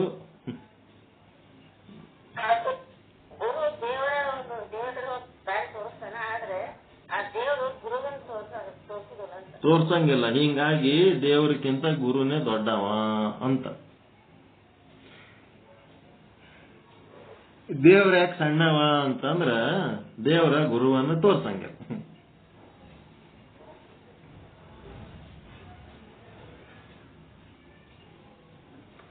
ದೇವ್ರೇ ಗುರುವಿನ ತೋರ್ಸಂಗಿಲ್ಲ. ದೇವರೇ ಗುರುವಾಗಿ ಬರ್ತಾನ ಅಲ್ರಿ. ಅವ ಯಾ ದೇವ್ರ ತೋರಿಸ್ಬೇಕು? ಈಶ್ವರನೇ ಗುರುವಾಗಿ ಬರ್ತಾನ. ಅವನ್ಯಾಕೆ ತೋರಿಸ್ಬೇಕು? ಅವ ತನ್ನಿಂದ ಭಿನ್ನವಾದದ್ದು ಏನ್ ತೋರ್ಸದಿರ್ತದೆ? ನಿಜಗುಣರು ತಮಗೆ ಗುರುವಿನ ಅನುಗ್ರಹದಿಂದ ಉಂಟಾದ ಜ್ಞಾನೋದಯವನ್ನು ಅರ್ಥಪೂರ್ಣವಾಗಿ ಹೀಗೆ ಹೇಳಿದ್ದಾರೆ. ತಿಳಿಯಲೆನ್ನಯ ಸುಕೃತದ ಉದಯ ಗಿರಿಯಗ್ರದೊಳು ಬೆಳೆದೊರಗಿರಲು ಗುರುದಾಯಾದಿ ದಿವಾಕರನು ಫಳಿಲ ಜ್ಞಾನ ತಮ ವಿರದೆಡೆಗೆ. ಎಲ್ಲ ಒಂದೊಂದು ಗುರುವನ್ನ ವರ್ಣನೆ ಮಾಡಿದ ವಾಕ್ಯಗಳದಾವ. ಅವು ಸ್ವಲ್ಪ ವಿಶ್ಲೇಷಣೆ ಮಾಡಿದವ್ರ ಬಲ್ಲಿ ಬುಕ್ ತಗೊಂಡು ನೋಡ್ಕೋಬೇಕು. ಇದೇನದ? ತಿಳಿಯಲೆನ್ನಯ ಸುಕೃತದ ಉದಯ. ತಿಳಿಯಲು ಎನ್ನಯ ಸುಕೃತ ಅಂತಂದ್ರೆ ಪುಣ್ಯದ ಉದಯ. ಗಿರಿ ಅಗ್ರದೊಳು ಬೆಳಗಿದೋರಲು, ಅದು ಬೆಟ್ಟದ ತುದಿ ಒಳಗ ಸೂರ್ಯೋದಯ ಆಗಿ ಗುರು ದಯಾ ದಿವಾಕರನು ಫಳಿಲ ಅಜ್ಞಾನ ತಿಮಿರ ವಿರದ ಅಡೆಗೆ ಅಂತಂದ್ರೆ ಏನ್ ಮಾಡಿದ್ರು? ತಮ ವಿರದೆಡೆಗೆ, ಕತ್ತಲ ಇರ್ಲಾರ್ದ ಕಡಿ ಬೆಳಕಿನ ಕಡಿ ಆ ದೇವರ ನಮಗ ಕರ್ಕೊಂಡೋದ ಅಂತ ಗುರು. ಸರ್ಪಭೂಷಣರು ಗುರುವಿಗೆ ತಮ್ಮ ಕೃತಜ್ಞತೆಯನ್ನು ಸಲ್ಲಿಸುತ್ತಾ, ಗುರುದೇವ, ನೀ ಮಾಡಿದ ಉಪಕೃತಿಯನ್ನು ನಾನು ಮರೆಯುವುದೆಂದೆಂದಿಗೂ. ಗುರು ರೂಪದಿಂದೆನ್ನ ಬೋಧಿಸಿ ತನ್ನೊಳು ಬೆರೆಸುತ್ತಾ ಮೋಕ್ಷ ವಿತ್ತುದರಿಂದೆ. ನೀನೇನ್ ಮಾಡಿದಪ್ಪ, ನನಗೆ ಮೋಕ್ಷ ಕೊಟ್ಟಿದಿ, ನಾನು ನಿನ್ನ ಎಂದು ಮರೆಯಂಗಿಲ್ಲಪ್ಪ ಅಂತ ನೀ ಸರ್ಪಭೂಷಣ ಶಿವಯೋಗಿಗಳು ಹೇಳಿದ್ರು. ಮತ್ತೆ ಎನ್ನ ಕರಕಮಲ ಮಧ್ಯದ ಪರಮ ನಿರಂಜನ ಕುರುವು ತೋರಿದ, ಆ ಕುರುವಿನ ಮಧ್ಯದಲ್ಲಿ ಅರಿವಿನ ಕಳೆಯ ತೋರಿದ. ಇದ್ಯಾರ್ದು? ಅಖಂಡೇಶ್ವರ ವಚನ. ಈ ವಚನದ ಸಾಲುಗಳು ಸ್ವಲ್ಪ ಚಲೋ ನೋಡ್ಕೊಳ್ರಿ. ಏನದ? ಕರಕಮಲ ಮಧ್ಯದಲ್ಲಿ ಪರಮ ನಿರಂಜನನ ಕುರುಹು ತೋರಿದ. ಅಂಗೈಯಾಗಿ ಇಟ್ಕೊಂಡು ಪೂಜೆ ಮಾಡೋದಕ್ಕೆ ಒಂದು ಲಿಂಗ ಕೊಟ್ರು. ಆ ಕುರುವಿನ ಮಧ್ಯ, ಕರಸ್ಥಲದ ಮಧ್ಯ ಲಿಂಗ, ಲಿಂಗದ ಮಧ್ಯ ಒಂದೇನದ? ಅರಿವಿನ ಕಳೆ. ಆ ಕಳೆಯ ಮಧ್ಯದೊಳಗೆ ಏನದಂದ್ರೆ ಮಹಾಜ್ಞಾನದ ಬೆಳಕು. ಆ ಬೆಳಕಿನ ನಿಲುವಿನೊಡನೆ ಎನ್ನ ತೋರಿದ, ಎನ್ನೊಡನೆ ತನ್ನ ತೋರಿದ, ತನ್ನೊಳಗೆ ಎನ್ನ ನಿಂಬಿಟ್ಟುಕೊಂಡ ಮಹಾಗುರುವಿಂಗೆ ನಮೋ ನಮೋ ಎನ್ನುತ್ತಿರ್ತೇನಯ್ಯ ಅಖಂಡೇಶ್ವರ. ಇವಕ್ಕೆಲ್ಲ ವಿಶ್ಲೇಷಣೆ ಮಾಡೋದಕ್ಕೆ ಟೈಮ್ ಭಾಳ ಬೇಕಾಗ್ತದೆ. ಅಕ್ಕ ಮಹಾದೇವಿ ಏನ್ ಹೇಳ್ತಾರ, ಗುರುವಿನ ಕರುಣದಿಂದ ಲಿಂಗವ ಕಂಡೆ, ಜಂಗಮವ ಕಂಡೆ, ಗುರುವಿನ ಕರುಣದಿಂದ ಪಾದೋದಕ ಕಂಡೆ, ಪ್ರಸಾದ ಕಂಡೆ, ಗುರುವಿನ ಕರುಣದಿಂದ ಸಜ್ಜನ ಸದ್ಭಕ್ತರ ಸದ್ಗೋಷ್ಠಿಯ ಕಂಡೆ. ಚೆನ್ನ ಮಲ್ಲಿಕಾರ್ಜುನ, ನಾ ಹುಟ್ಟಲೊಡನೆ ಶ್ರೀ ಗುರು ವಿಭೂತಿಯ ಪಟ್ಟವ ಕಟ್ಟಿ ಲಿಂಗ ಸ್ವಾಯತನ ಮಾಡಿದನಾಗಿ ಧನ್ಯಳಾದೆನು. ಹುಟ್ಟಿದಾಗಿನಿಂದ ಬಂದು ಗುರು ವಿಭೂತಿ ಹಚ್ಚಿ ನನಗ ಮುಂದ ಇಷ್ಟೆಲ್ಲ ಡೆವಲಪ್ ಮಾಡಿ ನರಜನ್ಮವ ತೊಡೆದು ಹರಜನ್ಮವ ಮಾಡಿದ ಗುರುವೇ. ಹೇಳ್ರಿ, ಇದು ವಚನ ಬರ್ತದ ಇಲ್ಲ? ನರಜನ್ಮ ಇದು ಮೂರೇ ಸಾಲಿಂದ ವಚನ, ಸರಳ ವಚನ. ಇದು ಕಾಂಪ್ಲಿಕೇಟೆಡ್ ಇಲ್ಲ, ಸರಳ ವಚನ. ನರಜನ್ಮವ ತೊಡೆದು ಹರಜನ್ಮವ ಮಾಡಿದ ಗುರುವೇ, ಭವಿ ಎಂಬುದ ತೊಡೆದು ಭಕ್ತೆ ಎಂದೆನಿಸಿದ ಗುರುವೇ.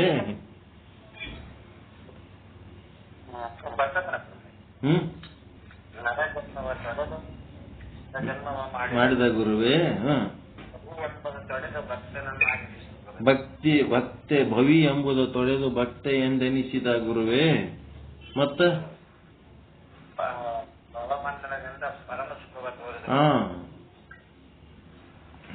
ಭವಬಂಧನವ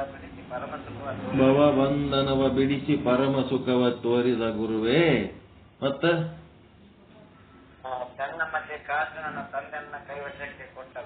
ಗುಡ್. ಚನ್ನ ಮಲ್ಲಿಕಾರ್ಜುನನನ್ನು ತಂದೆನ್ನ ಕೈವಶಕ್ಕೆ ಕೊಟ್ಟ ಗುರುವೇ ಶರಣು ಶರಣಾರ್ಥಿ. ನರಜನ್ಮವ ತೊಡೆದು ಹರಜನ್ಮವ ಮಾಡಿದ ಗುರುವೇ, ಭವಬಂಧನ ಬಿಡಿಸಿ ಪರಮ ಸುಖವ ತೋರಿದ ಗುರುವೇ, ಭವಿ ಎಂಬುದ ಬಿಡಿಸಿ ಭಕ್ತೆ ಎಂದೆನಿಸಿದ ಗುರುವೇ, ಚನ್ನ ಮಲ್ಲಿಕಾರ್ಜುನನನ್ನು ತಂದೆನ್ನ ಕೈವಶಕ್ಕೆ ಕೊಟ್ಟ ಗುರುವೇ ಶರಣು ಶರಣಾರ್ಥಿ ಅಂತ. ಇದು ಗುರುಗಳನ್ನ ನೆನೆಸಂತ ಒಂದು ವಚನ. ವಿರಕ್ತ ತೋಂಟದಾರರು ಮನೋವಿಜಯ ಚಂದ್ರಿಕೆಯಲ್ಲಿ 4 ತರಹದ ಗುರು ಸೇವೆಯನ್ನು ಹೇಳಿದ್ದಾರೆ. ಗುರುಗಳ ಸೇವೆ ಬಗ್ಗೆ ಈಗ ದೀಕ್ಷೆ ಮುಗಿತು, ಇನ್ನು ಸೇವೆ. ಗುರುವಿನ ಅನುಕೂಲ ವೃತ್ತಿಯೇ ಆಪ್ತ. ಗುರುವಿಗೆ ಅನುಕೂಲಕರವಾಗಿ ಅವ್ರು ಏನು ಉದ್ದೇಶ, ಏನೋ ಆಗ್ಬೇಕು ಅಂತ ಏನು ಸಂಕಲ್ಪ ಮಾಡಿ ಹೇಳ್ತಾರಲ್ಲ, ಅದನ್ನ ಮುಂದೆ ಒರೆಸಿಕೊಂಡು ಅದನ್ನು ಸಕ್ಸಸ್ ಮಾಡೋಂಥವನು ಯಾರು? ಅವನು ಆಪ್ತ. ನೆಕ್ಸ್ಟ್, ಗುರುಪಾದ ಪ್ರಕ್ಷಾಳನ, ಗುರುವಿನ ಪಾದ ತೊಳೆದು ಇದೇನದ ಅಂಗವೆಂಬುದು, ಇದು ಅಂಗ ಸೇವೆ. ಮತ್ತೆ ಗುರುವಿನ ಗೃಹ ಕ್ಷೇತ್ರಾದಿಗಳು, ಅವರು ಗೃಹಸ್ಥರಾಗಿದ್ರ ಮನಿ ಕೆಲಸ, ಅವರು ಮಠಾಧೀಶರು ಅಥವಾ ಆಶ್ರಮದವರಿದ್ರ ಆಶ್ರಮ ಕೆಲಸ, ಇವೆಲ್ಲ ಮಾಡೋದಕ್ಕೆ ನಂತರ ಸ್ಥಾನ ಸೇವೆ. ಮತ್ತೆ ಗುರುವಿನಲ್ಲಿ ಸಾಕ್ಷಾತ್ಕಾರವೆಂಬ ವಿಶ್ವಾಸ ಏನದಲ್ಲ, ಶಿವನೆಂಬ ಸಾಕ್ಷಾತ್ಕಾರ ಮಾಡ್ಕೊಳ್ಳೋಂಥದ್ದು ಶ್ರೀ ಗುರುವಿನಲ್ಲಿ, ಅದು ಸದ್ಭಾವ ಸೇವೆ. ಎಲ್ಲ ಸೇವೆ ಮಾಡಿಕೆ ನಾವು ಆತ್ಮ ಸಾಕ್ಷಾತ್ಕಾರಕ್ಕೆ ಮಹತ್ವ ಕೊಡ್ಲಿಲ್ಲ ಅಂದ್ರೆ ವೇಸ್ಟ್. ಅದಕ್ಕೆ ಸದ್ಭಾವ ಸೇವೆ. ಸತ್ ಅಂದ್ರ ಎಲ್ಲ ಕಾಲದಲ್ಲಿ ಇರೋದು, ಭಾವ ಅಂದ್ರೂ ಇರೋದೆ. ಸದ್ಭಾವ ಸೇವೆ ಅಂದ್ರೆ ಬ್ರಹ್ಮ ಶಿವ ಲಿಂಗ ಅಂತದರ ಅರ್ಥ. ಆದ್ದರಿಂದ ಗುರು ಮುನಿದರೆ ಹರನೂ ಕಾಯಲಾರ, ಗುರು ಮುನಿಯದಂತೆ ನಡೆಯಬೇಕು. ಗುರುಗಳು ಸಿಟ್ಟಿಗೆ ಬರ್ಲಾರ್ದಂಗೆ ನೋಡ್ಕೋಬೇಕು. ಹರ ಮುನಿದರೆ ಗುರು ಕಾಯ್ತಾನ, ಆದ್ರೆ ಗುರು ಮುನಿದರೆ ಹರ ಕಾಯಲಾರ. ಹಿಂಗಾಗಿ ಗುರು ಮುನಿಯದಂತೆ ನೋಡ್ಕೋಬೇಕು. ವೀರಶೈವ ಧರ್ಮದಲ್ಲಿ 3 ವಿಧವಾದ ಗುರುಗಳನ್ನು ಹೇಳುತ್ತಾರೆ. ಒಂದು ದೀಕ್ಷಾ ಗುರು, ಇನ್ನ ಒಂದು ಶಿಕ್ಷಾ ಗುರು, ಇನ್ನ ಒಂದು ಮೋಕ್ಷ ಗುರು. ಅಂಗಕ್ಕೆ ಲಿಂಗವನ್ನು ಅನುಗೊಳಿಸಿದವನು ಅಂದರೆ ದೀಕ್ಷಾ ಗುರು. ಮತ್ತೆ ಮನಕ್ಕೆ ಜ್ಞಾನವನ್ನು ಅರಿದವನು ಶಿಕ್ಷಾ ಗುರು. ಲಿಂಗಾಂಗ ಸಾಮರಸ್ಯದ ಗುಟ್ಟನ್ನು ತಿಳಿಸಿಕೊಡುವವನು ಮೋಕ್ಷ ಗುರು. ಈಗ ಧಾರ್ಮಿಕತೆ ನೈತಿಕತೆ ಮತ್ತ ಆಧ್ಯಾತ್ಮಿಕತೆ ಅಂತದ. ಧಾರ್ಮಿಕತೆ, ನೈತಿಕತೆ, ಆಧ್ಯಾತ್ಮಿಕತೆ. ಧಾರ್ಮಿಕತೆ ಅಂತಂದ್ರೇನು? ಅಷ್ಟಾವರಣ ಸಂಪನ್ನನಾಗಿ ಗುರು, ಲಿಂಗ, ಜಂಗಮ ಏನ್ ಹೇಳ್ತಾರಲ್ಲ, ಅದು ಧಾರ್ಮಿಕತೆ. ಆ ತರ ವಿಭೂತಿ, ರುದ್ರಾಕ್ಷಿ, ಮಂತ್ರ ಇದೆಲ್ಲ ಹೇಳೋರು ಒಂದು ಧರ್ಮದವ್ರ ಹತ್ರ ಗುರುತಿಸ್ತದ ಇಲ್ಲದು. ಇವನಿಗೇನಂತಾರ? ದೀಕ್ಷಾಗುರು ಅಂತಾರ. ಧಾರ್ಮಿಕತೆಯನ್ನು ಬೋಧಿಸುವವನು ದೀಕ್ಷಾಗುರು. ಎರಡನೇದ್ದು ನೈತಿಕತೆ. ಸಮಾಜದೊಳಗ, ಮನೆಯೊಳಗ, ಹೊರಗ ಹ್ಯಾಂಗ್ ನಡ್ಕೋಬೇಕು, ಹ್ಯಾಂಗ್ ಇರಬೇಕು ಅಂತೇಳಿ ಒಂದು ಸಿಸ್ಟಮ್ ಅದಿಲ್ಲ ಸೊಸೈಟಿ. ಇದನ್ನ ಮನಸ್ಸಿಗೆ ಶಿಕ್ಷಣವನ್ನ ಕೊಡೋರು ಶಿಕ್ಷಾಗುರು.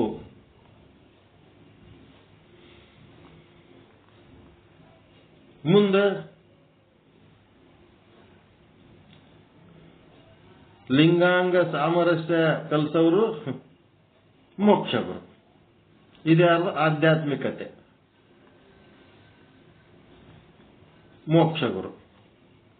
ಸತ್ಯ ತಿಳ್ಕೋಬೇಕು. ಧಾರ್ಮಿಕತೆ, ನೈತಿಕತೆ, ಆಧ್ಯಾತ್ಮಿಕತೆ. ಶಿಕ್ಷಾಗುರು, ಮೋಕ್ಷಗುರು, ದೀಕ್ಷಾಗುರು. ಒಬ್ಬ ಗುರು ಇಲ್ಲದೆ ಬೇರೆ ಬೇರೆ ಗುರುಗಳು ಈ ಕಾರ್ಯವನ್ನು ನಿರ್ವಹಿಸಬಹುದು. ಮೂರೂ ಕಾರ್ಯ ಒಬ್ಬನೇ ನಿರ್ವಹಿಸಬಹುದು. ಇಲ್ಲ ಬೇರೆ ಬೇರೆಯವರು, ಒಬ್ಬ ಗುರು ಅಥವಾ ಬೇರೆ ಬೇರೆ ಗುರುಗಳು. ಮೂರು ತರ ಗುರುಗಳನ್ನು ಇರಬಹುದು. ಒಬ್ಬ ಗುರುನು ಮೂರನ್ನು ಹೇಳಬಹುದು. ಗುರುಗಳು ಬೇರೆ ಬೇರೆ ಆಗಿದ್ದರೂ ಸಹಿತ, ಗುರುಗಳು ಬೇರೆ ಬೇರೆ ಆದ್ರೂ ಏನಾಗ್ತದ? ತತ್ವ ಸಂಕೇತ ಒಂದೇ ಎಂದು ಭಾವಿಸಿ ಎಲ್ಲರಿಗೂ ಸಮಾನ ಗೌರವ ಸಲ್ಲಿಸಬೇಕೆಂದು ವೀರಶೈವ ಸಿದ್ಧಾಂತ ಹೇಳುತ್ತದೆ.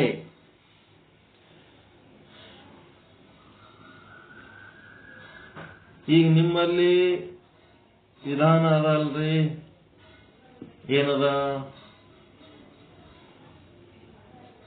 ನಿಷ್ಕಾಮ ಕರ್ಮ, ನಿಷ್ಕಾಮ ಉಪಾಸನೆ ಮಾಡಿ ವಿವೇಕಿಯಾಗಿ, ವಿರಾಗಿಯಾಗಿ, ಸಮಾಧಿ ಷಟ್ ಸಂಪತ್ತಿ ಮಾಡಿ, ಮುಮುಕ್ಷು ಆಗಿ, ಗುರುವಿನಲ್ಲಿ ಹೋಗಿ ಶ್ರವಣ ಮನನ ನಿಧಿಧ್ಯಾಸನ ಮಾಡಿ ತತ್ವ ಪದಾರ್ಥ ಶೋಧನ ಮಾಡ್ಲಿಕ್ಕತ್ತಿರಲ್ಲ. ಇದ್ರೊಳಗ ಧಾರ್ಮಿಕತೆ ಯಾವುದು?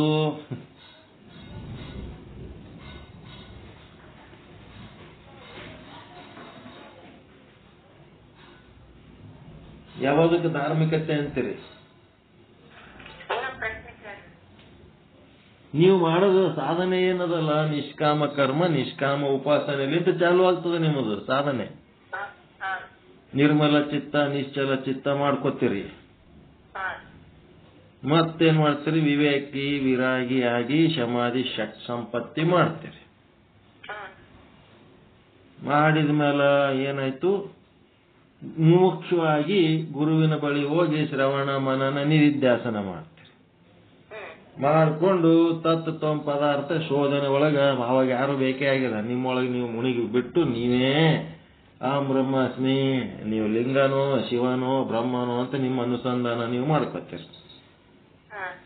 ಇದ್ರೊಳಗ ಧಾರ್ಮಿಕತೆ ಯಾವುದು, ನೈತಿಕತೆ ಯಾವುದು, ಆಧ್ಯಾತ್ಮಿಕತೆ ಯಾವುದು ಅಂತ ಮೂರು ಭಾಗ ಮಾಡ್ಬೇಕಲ್ಲ ಈಗಿದ್ರೆ.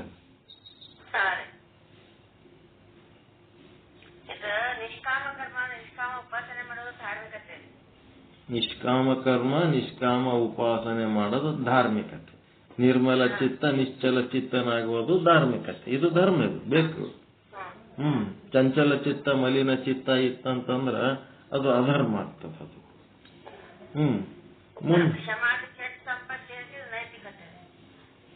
ವಿವೇಕ ಆಗದು, ವಿರಾಗಿ ಆಗದು,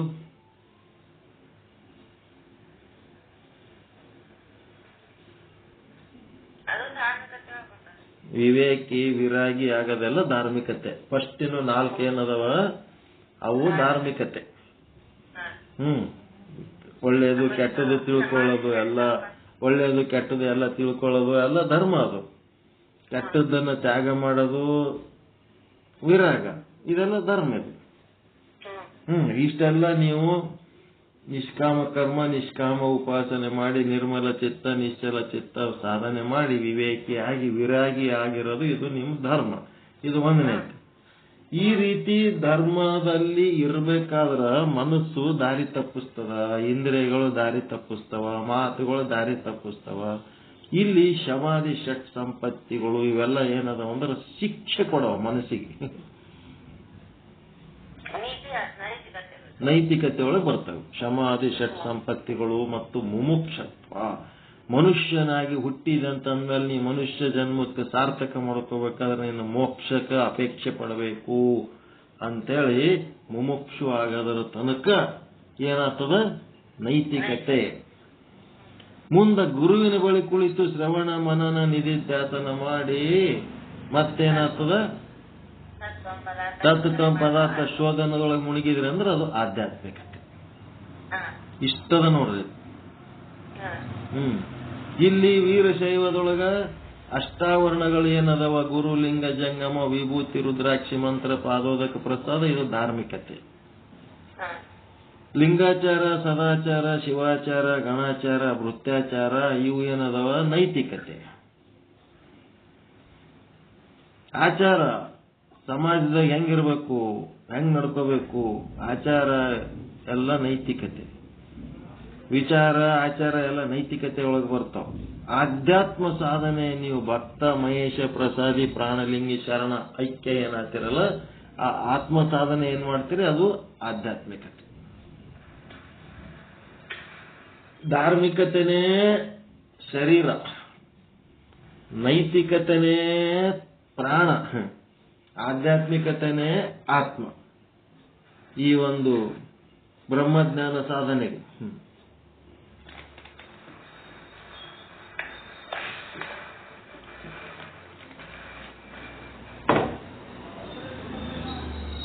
ಅದಕ್ಕೆ ಈ ರೀತಿ ಎಲ್ಲ ತಿಳ್ಕೋಬೇಕು. ಇದ್ಯಾರು ಅಂಗಕ್ಕೆ ಲಿಂಗವ ಕೊಟ್ಟು ಆಚಾರ್ಯನಾದ, ಮನಕ್ಕೆ ಅರಿವು ತೋರಿದ ಶಿಕ್ಷಾ ಗುರುವಾದ, ಮೋಕ್ಷ ವಿಮೋಕ್ಷವಾಗಿ ಉಭಯದ ಗೊತ್ತು ತೋರಿ, ಉಭಯ ಅಂದ್ರೆ ಜೀವ ಶಿವದ ಗೊತ್ತು ತೋರಿ, ಕಾಯದ ಕರ್ಮವ ಕೆಡಿಸಿ ಜೀವನ ಭವವ ಛೇದಿಸಿ ತದ್ರೂಪವ ತೋರಿದಾತ ಜ್ಞಾನಗುರು. ಆತ ಪರಮ ಪ್ರಕಾಶ ಈಶಾನ್ಯ ಮೂರ್ತಿ ಮಲ್ಲಿಕಾರ್ಜುನ ಲಿಂಗವೇ ತಾನೆ. ಹೀಗೆ ಗುರುವು ತ್ರಿಮುಖವಾಗಿ ಸಾಧಕನ ಸಾಧನೆಗೆ ಕೈ ಹಿಡಿದು ನಡೆಸುತ್ತಾನೆ. ಪರಮ ಗುರಿಯನ್ನು ಸಾಧಿಸಿಕೊಡುವ ಗುರು ಮತ್ತು ಅದನ್ನು ನಿರ್ವಹಿಸುವ ಶಿಷ್ಯ ಇವರಿಗಿರಬೇಕಾದ ಅಧಿಕಾರ ಅಂದರೆ ಯೋಗ್ಯತೆ ಶರಣರು ಬಹಳ ರಮಣೀಯವಾಗಿ ಹೇಳಿದ್ದಾರೆ. ಗುರು ಶಿಷ್ಯರಿಬ್ರು ಹೆಂಗಿರ್ಬೇಕಪ್ಪ ಅಂತಂದ್ರೆ ಯೋಗ್ಯರಾಗಿರ್ಬೇಕು ಅಂತ ಹೇಳ್ತಾರೆ. ಉಪಚಾರದ ಗುರುವಿಂಗೆ ಉಪಚಾರದ ಶಿಷ್ಯ, ಉಪಚಾರದ ಲಿಂಗ, ಉಪಚಾರದ ಜಂಗಮ, ಉಪಚಾರದ ಪ್ರಸಾದವ ಕೊಂಡು ಗುರುವಿಂಗೆ ಭವದ ಲೆಂಕನಾಗಿ ಅಂಧಕನ ಕೈ ಅಂಧಕ ಹಿಡಿದಂತೆ ಇಬ್ಬರು ಹಲಬುಗೆಟ್ಟರು ಕಾಣ ಗುಹೇಶ್ವರ. ಉಪಚಾರ ಅಂದ್ರೆ ನಾಮಕೆ ವಾಸ್ತೆ ಅಂತಿರಲ್ಲ, ಸುಮ್ ಹೆಸರಿಗೆ, ಲೆಕ್ಕಕ್ಕುಂಟು ಆಟಕ್ಕಿಲ್ಲ ಅಂತಾರಲ್ಲ, ಹಂಗ ಸುಮ್ನೆ ನೀವು ಏನಾರ ಮಾಡಿದ್ರೆ ಹಂಗಲ್ಲ. ಒಬ್ಬನ ಕುರುಡನ ಕೈ ಇನ್ನೊಬ್ಬ ಕುರುಡ ಹಿಡ್ಕೊಂಡ್ರ ಎಂದು ಉದ್ಧಾರ ಆಗ್ತೀರಿ ಅಂತ ಪ್ರಭುದೇವರ ವಚನ. ಹಾಗೆಯೇ ಅಂಬಿಗರ ಚೌಡಯ್ಯನಂತೂ ಈ ರೀತಿ ಹೇಳುತ್ತಾರೆ: ಅಡ್ಡ ಬಿದ್ದು ಶಿಷ್ಯನ ಮಾಡಿಕೊಂಬ ದಡ್ಡ ಪ್ರಾಣಿಗಳನ್ನೇನೆಂಬೆನಯ್ಯ. ಶಿಷ್ಯರ ಸಂಖ್ಯೆ ಬೆಳೆಸ್ಕೋಬೇಕಂತೇಳಿ ಧರ್ಮ ಪ್ರಚಾರ ಮಾಡ್ಲಕ್ ಹೋತಾರ, ಲಿಂಗ ಕೊಡ್ಲಕ್ ಹೋತಾರ. ಏನೇನು ಅರಿಯದ ಅಡ್ಡ ಮಾನವರಿಗೆ ಉಪದೇಶ ಮಾಡುವ ಗೊಡ್ಡು ಮಾನವನ ಮುಖ ತೋರದಿರಯ್ಯ. ಯಾರು ಇವನಿಗೆ ಗುರುವಿಗೆ ಬೈಲಕತ್ತಾರೋ ಅವರು ಯೋಗ್ಯತೆ ಇರ್ಲಾರ್ದೆ ಯಾವನಿಗೆ ಬೇಕವನಿಗೆ ಲಿಂಗ ಕೊಟ್ಟು ಶಿಷ್ಯ ಮಾಡ್ಕೋತಾರಲ್ಲ. ಏನೂ ಅರಿಯದ ಅಡ್ಡ ಮಾನವರಿಗೆ ಉಪದೇಶ ಮಾಡುವ ಗೊಡ್ಡು ಮಾನವನ ಮುಖ ತೋರದಿರಯ್ಯ. ಅದೇನು ಕಾರಣವೆಂದಡೆ ಆ ಮೂಢ ಜೀವಿಯ ಪ್ರಪಂಚವ ಕಳೆಯಲಿಲ್ಲ. ಏನಾಯ್ತು, ಅವನು ಅಯೋಗ್ಯ ಇದ್ದ ಮೋಕ್ಷಕ್ಕೆ ಅಂತಂದ್ರ ಅವನಿಗೆ ನೀವೇನ್ ಮಾಡಿದ್ರು ಅವನೇನ್ ಪ್ರಪಂಚ ಕಳಿಲಿಲ್ಲ, ಅವನಿಗೇನು ಮೋಕ್ಷ ಆಗಲಿಲ್ಲ. ಅವನ ಪಂಚೇಂದ್ರಿಯಗಳು, ಸಪ್ತ ವ್ಯಸನಗಳು, ಅಷ್ಟಮದಗಳು, ಕೊಟ್ಟಿ ಗುಣಗಳು ಬಿಡಿಸಲಿಲ್ಲ. ಸೂತಕ ಪಾತಂಕಗಳು ಕೆಡಿಸಲಿಲ್ಲ. ಮೂರು ಮಲಂಗಳು ಬಿಡಿಸಲಿಲ್ಲ. ಮುಕ್ತಿ ಪಥವನ್ನು ಅರುವಲಿಲ್ಲ. ಅಯೋಗ್ಯ ಇದ್ರೆ ಹಿಂಗೆಲ್ಲ ಆತವ. ಮಹಾಶೂನ್ಯ ನಿರಾಳ ನಿರಂಜನ ಲಿಂಗವ ಕರ ಮನ ಭಾವ ಸರ್ವಾಂಗದಲ್ಲಿ ತುಂಬಿ ನಿತ್ಯ ಎಂದು ಎನಿಸಲಿಲ್ಲ. ಎಲ್ಲಾ ಕಡೆ ಏನಾಗಬೇಕು, ಪ್ರಸಿದ್ಧ ಆಗಬೇಕು. ಒಳಗಿರುವಂತ ಕೂಟಸ್ಥ ಅಣು ರೇಣು ತೃಣ ಕಾಷ್ಟದೊಳಗೆ ತುಂಬಿ ತುಳುಕಬೇಕು. ಅಂಥದ್ದೇನು ಆಗ್ಲೇ ಇಲ್ಲ. ಇದನ್ನರಿಯದ ವ್ಯರ್ಥ ಕಾಯರುಗಳ ಗುರುವೆಂದಡೆ ಪ್ರಮತರು ಮೆಚ್ಚುವರೇ. ಇಂತಪ್ಪ ಗುರು ಶಿಷ್ಯರಿರುವರು ಅಜ್ಞಾನಿಗಳು. ಅವರು ಇಹಲೋಕ ಪರಲೋಕ ಹೊರಗೆಂಬಂತೆ ಅಂಬಿಗರ ಚೌಡಯ್ಯ. ಅವರು ಇಹಲೋಕಕ್ಕೂ ಅಂಟುಕೊಂಡು ಈ ಒಂದು ಲೌಕಿಕ ಸಂಸಾರನೂ ಪಕ್ಕ ಮಾಡಲ್ಲ, ಮತ್ತ ಆಧ್ಯಾತ್ಮ ಸಾಧನೆ ಮಾಡಿ ಪರಲೋಕದ ಸಾಧನೆನೂ ಪಕ್ಕ ಮಾಡಂಗಿಲ್ಲ. ಎರಡಕ್ಕೂ ಹತ್ತುಗಳಂಗಿಲ್ಲ. ಇವರು ಅಂತವ್ರಾತಾರ ಇವರು ಅಂತ ಹೇಳಿದ್ರು. ಕಟು ಟೀಕೆ ಇದು. ಚಲೋ ಅದನ್ರಿ ವಚನ. ಬೈದ್ಬಿಟ್ರ ಅಂಬಿಗರ ಚೌಡಯ್ಯ. ಅಯೋಗ್ಯ ಗುರುಗಳು ಅಯೋಗ್ಯ ಶಿಷ್ಯರನ್ನು ಮಾಡಿಕೊಂಡು ಏನೂ ರಿಸಲ್ಟ್ ಬರಲಿಲ್ಲ ಅಂತಂದ್ರೆ ಇವು ತಗೊಂಡು ಏನ್ ಮಾಡ್ಬೇಕು ಅಂತ. ಹಾಗೆಯೇ ಇಂಥ ಏನ್ರಿ, ರೀ, ಹಾಗೆಯೇ ಇಂಥ ಗುರುಗಳನ್ನ ಸಿದ್ದರಾಮೇಶ್ವರರು ಟೀಕಿಸುತ್ತಾ ಸಂಶಯ ಆಳಿಗಳನ್ನೆಲ್ಲ ಜ್ಞಾನಾನ್ನದಿಂದ ದಹಿಸಿ ಅರಿವಿನ ಬಂಧನದಲ್ಲಿರಿಸಿದ ಗುರು ಮಾತ್ರ ನಿಜ ಗುರುವೆಂದು ಪುರಸ್ಕರಿಸಿದ್ದಾರೆ. ಸಂಶಯಗಳ ಏನದವ ಅವೆಲ್ಲ ಜ್ಞಾನದಿಂದ ದಹಿಸಿ ಅರಿವಿನ ಬಂಧನದಲ್ಲಿ ಇರಿಸಿದ ಗುರು ಮಾತ್ರ ನಿಜ ಗುರು. ಎಲ್ಲ ಸಂಶಯಗಳನ್ನ ನಿಸ್ಸಂಶಯ ಮಾಡ್ಬೇಕು, ಡೌಟ್ ಇರಬಾರ್ದು. ಮತ್ತ ಬರೇ ಸಂಶಯ ಡೌಟ್ ಕ್ಲಿಯರ್ ಮಾಡೋದು ಒಂದೇ ಅಲ್ಲ, ಅರಿವಿನ ಬಂಧನದೊಳಗಿಡ್ಬೇಕು ಅವನಿಗೆ, ಶಿಷ್ಯನಿಗೆ. ಬರೇ ಸಂಶಯದಿಂದ ಮುಕ್ತ ಮಾಡಿದ್ರಲ್ಲ, ಅರಿವಿನ ಬಂಧನದೊಳಗಿಡ್ಬೇಕು. ಅರಿವಿನ ಬಂಧನದೊಳಗಾಗಬೇಕು, ಸಂಶಯದೊಳಗಿಂದ ಹೊರಗೆ ಬರ್ಬೇಕು ಅವ. ಇವನಿಗೆ ನಿಜ ಗುರು ಅಂತಾರ. ಈಗ ವಿಚಾರ ಸಾಗರವು ನಾವು ಹೇಳಿದ ಪಾಠದ ಮೇಲೆ ನೀವ್ ಏನಾರು ಡೌಟ್ ಕೇಳ್ರಿ, ಎಲ್ಲದಕ್ಕೂ ಉತ್ತರ ಕೊಡ್ತೀವಿ ಅಂತ ಹೇಳ್ತೀವಿಲ್ಲ, ಓಪನ್ ಚಾಲೆಂಜ್. ಅದು ಗೊತ್ತಿಲ್ಲ ಇದು ಗೊತ್ತಿಲ್ಲ ಅಂತ ಹೇಳ್ಕೆ ಅಂತಂದ್ರೆ ಗುರುಗಳಾಗ್ತೀವೇನು ನಾವು? ಯಾವದಕ್ಕ ಏನಾರ ಬಿಟ್ಟಿವೇನ್ರಿ ಡೌಟ್ ಎದ್ರಾಗರೆ ಎಲ್ಲಾರ ಒಂದಿಟ್ಟು ಹಿಂದ ಇದು ಆಮೇಲೆ ನೋಡಿ ಹೇಳಮ್ಮ ಅಂತೇಳಿ. ಅದ್ರೊಳಗೆ ಸಮಗ್ರ ಅಧ್ಯಯನ, ಅದ್ರಾಗೇನ್ ಡೌಟ್ ಬಿಡಂಗೆ ಇಲ್ಲ. ಇವು ಬೇರೆ ಗ್ರಂಥಗಳು ಏನದವ, ಇವ್ರದ್ದು ಅಧ್ಯಯನ ನಾವು ಕುಂತು ಮಾಡಿ ಅಕ್ಕಪಕ್ಕದಲ್ಲಿ 18-20 ಗ್ರಂಥ ಇಟ್ಕೊಂಡು ನಾವು ಸಾಧನೆ ಮಾಡಿದ್ದೇವೆ ಅಂತಂದ್ರೆ ನಾವೇನು ಮಾಡ್ಲಾರ್ದ ಸುಮ್ಮ ಮಾಹಿತಿಗಳಿಗಾಗಿ ಓದ್ತಿರ್ತೀವಿ ಅಷ್ಟೇ. ಇವು ಅದಕ್ಕೆ ಗುರು ಯೋಗ್ಯವಾದ ಶಿಷ್ಯನಿಗೆ ಮಾತ್ರ ಉಪದೇಶ ಮಾಡಬೇಕು. ಗುರುಗಳಾದವರು ಯೋಗ್ಯವಾದ ಶಿಷ್ಯನಿಗೆ ಮಾತ್ರ ಉಪದೇಶ ಮಾಡಬೇಕು. ಇಲ್ಲದಿದ್ದರೆ ಸಗಣಿಯ ಬೆನಕಂಗೆ ಸಂಪಿಗೆ ಅರಳಲ್ಲಿ ಪೂಜಿಸಿದಡೆ, ಮಣ್ಣು ಪುತ್ತಳಿ ಜಲದಲ್ಲಿ ತೊಳೆದಡೆ, ಕುಂಬಳಕಾಯಿಗೆ ಕಬ್ಬಿಣ ಕಟ್ಟಿದಂತೆ ಆಗುತ್ತದೆ. ಸುಮಾರು 3-4 ದೃಷ್ಟಾಂತ ಕೊಟ್ರಲ್ಲಿ. ಸಗಣಿಯ ಬೆನಕಂಗೆ ಸಂಪಿಗೆ ಅರಳದಲ್ಲಿ ಪೂಜಿಸಿದಡೆ. ಸಗಣಿದು ಗಣಪತಿ ಮಾಡಿ ಸಂಪಿಗೆ ಹೂವಿನಿಂದ ಅವನು ಪೂಜಾ ಮಾಡಿದರೆ ಏನಾಗ್ತದ? ಆ ಸಗಣಿ ಗಣಪತಿ ದುರ್ನಾಥ ಬೀರದ್ ಬಿಡ್ತದೇನು? ಸಗಣಿ ವಾಸನೆ ಹೋಗ್ತದೇನು ಅಂತ ಕೇಳಕತ್ತಾರ. ಪರಿಮಳ ಸುಗಂಧ ನೀವು ಹಾಕಿದ್ರು ಸಗಣಿ ವಾಸನೆ ಹೋಗ್ತದೇನು? ಮತ್ತ ಮಣ್ಣ ಪುತ್ತಳಿಯನ್ನು ಜಲದಲ್ಲಿ ತೊಳೆದಡೆ. ಅದು ಮಣ್ಣು ಪುತ್ತಳಿ ತಗೊಂಡು ಜಲದೊಳಗೆ ತೊಳೆದ್ರ ಅದು ಕೆಸರು ಬಿಡುತ್ತದ. ಹಿತಾಳಿ, ತಾಮ್ರ, ಅಂತವು ಪಂಚಲೋಹದ ಪುತ್ಥಳಿಗಳು ನೀರಾಗಿ ತೊಳೆದ್ರ ಅವಕ್ಕ ಸ್ವಚ್ಛ ಅಥವಾ ಹೊಳಪು ಬರ್ತದ. ಮಣ್ಣು ಪುತ್ಥಳಿಯನ್ನ ನೀರಾಗಿ ತೊಳೆದ್ರೆ ಹೆಂಗಾಗ್ತದ? ಮತ್ತ ಕುಂಬಳಕಾಯಿಗೆ ಕಬ್ಬುಣವ ಕಟ್ಟು ಕೊಟ್ಟಂತೆ. ಕುಂಬಳಕಾಯಿಗೆ ಕಟ್ಟು ಹಾಕಿ ಎಷ್ಟ್ ದಿನ ಇಡ್ತಪ್ಪ? ಒಂದು ಕಬ್ಬಿಣದ ಕಟ್ಟು ಹಾಕಿ ಕುಂಬಳಕಾಯಿ ಕೆಡಬಾರ್ದು ಅಂತೇಳಿ ಹಾಕಿಟ್ರು ಅದು ಒಂದು ದಿನ ಕೆಟ್ಟು ಕೊಳತೋಗ್ತದ ಇಲ್ಲ. ಹಂಗ ಅಯೋಗ್ಯವಾದ ಶಿಷ್ಯ ಹೆಂಗಿರ್ತಾನ? ಒಂದಿನ ಕೆಟ್ಟ ಹೋಗವ, ಹಾಳಾಗಿ ಹೋಗವಿರ್ತಾನ. ಅವನಿಗೆ ನೀ ಏನ್ ಮಾಡಿದ್ರು ಅಷ್ಟೇ ಅವನ ಹಣೆ ಬರ.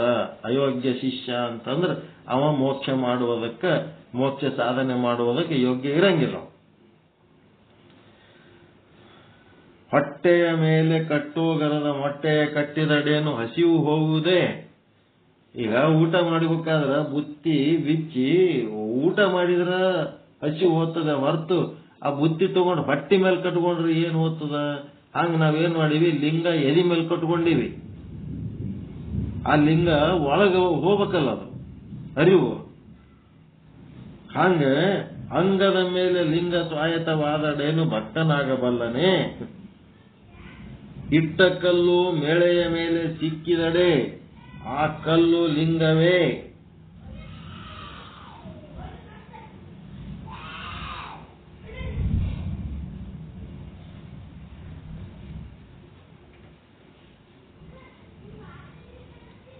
ಆ ಮೇಳೆ ಭಕ್ತನೇ, ಇಟ್ಟಾತ ಗುರುವೇ.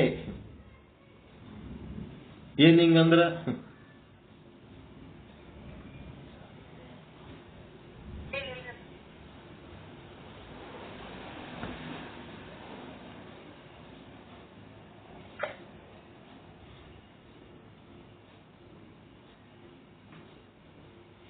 ಮೇಳೆ ಅಂದ್ರೆ ಏನ್ರಿ? ಮೇಳೆ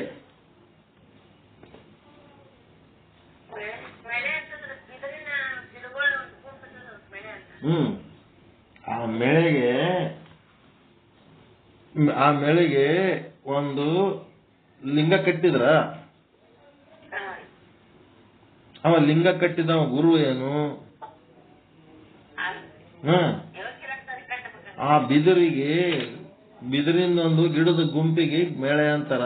ಅಲ್ಲಿ ಒಂದು ಲಿಂಗ ಕಟ್ಟುತ್ತಾರಪ್ಪ. ಅದು ಕಟ್ಟಿಕೊಂಡಿದ್ದು ಮೇಳೆ ಏನು? ಭಕ್ತ ಏನು? ಅವ ಕಟ್ಟಿದ ಗುರು ಏನು? ಅಲ್ಲಿ ಕಟ್ಟಿದ್ದು ಲಿಂಗ ಏನದು? ಅದರಿಂದ ಏನು ಉಪಯೋಗ ಅದ ಅಂತ? ಉಪಯೋಗ ಇಲ್ಲ ಅಂತ. ಇಂಥಪ್ಪವರ ಕಂಡಡೆ ನಾನು ನಾಚುವೆನಯ್ಯ. ಒಂದು ಬಿದಿರು ಗಿಡಕ್ಕ ಲಿಂಗ ಕಟ್ಟಿದಂಗಪ್ಪ, ಅದರಿಂದ ಏನು ಉಪಯೋಗ ಇಲ್ಲ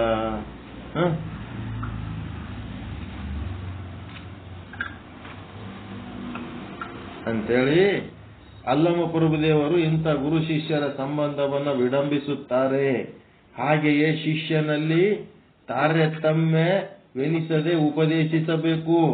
ಗುರುವಾದವನು ಶಿಷ್ಯ ಅವನು ಮೋಕ್ಷ ಹೊಂದಲಕ್ಕ ಯೋಗ್ಯ ಅದನ ಅಂತ ಅನ್ನಿಸಿದ ಮೇಲೆ ಅವನ ಯಾವ ಜಾತಿಗಳನ್ನ ನೋಡಬಾರ್ದು, ಯಾವ ತಾರತಮ್ಯ ಮಾಡಬಾರ್ದು.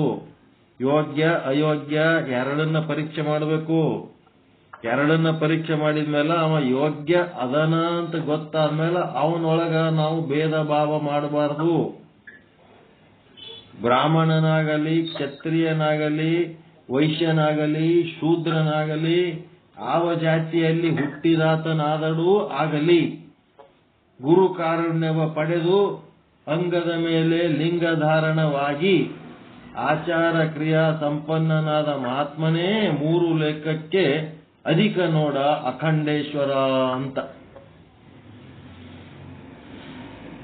ಈಗ ದ್ರೋಣಾಚಾರಿ ಏಕಲವ್ಯಗ ಜ್ಞಾನ ಕಲ್ಸಂಗಿಲ್ಲ ಅಂತಂದ. ಅದು ದ್ರೋಣಾಚಾರಿ ಇತಿಹಾಸದೊಳಗ ಕಪ್ಪು ಚುಕ್ಕಿ ಹೌದಾ ಅಲ್ಲ?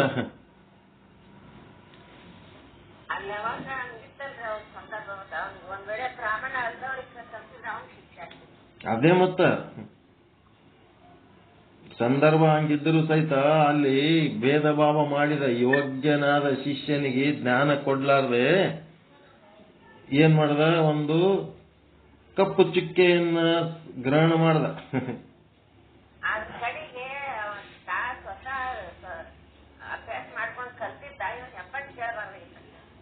ಮತ್ತ ಅವನು ಶಬ್ದವೇದಿ ಬಾಣದ ಬಗ್ಗೆ ದ್ರೋಣಾಚಾರ್ಯಗೂ ಗೊತ್ತಿಲ್ಲ, ಇವನಿಗೂ ಗೊತ್ತಿಲ್ಲ, ಅರ್ಜುನಿಗೂ ಗೊತ್ತಿಲ್ಲ, ಇಬ್ಬರಿಗೂ ಗೊತ್ತಿಲ್ಲದು. ಅವ ಪ್ರಾಕ್ಟೀಸ್ ಮಾಡಿ ಮಾಡಿ ಮಾಡಿ ಆ ಕೌಶಲ್ಯ ತಾನೇ ಬೆಳೆಸ್ಕೊಂಡಿದ್ದ.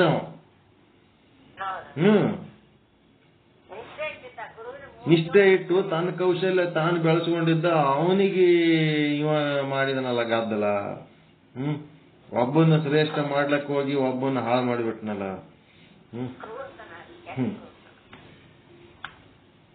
ಅದಕ್ಕೆ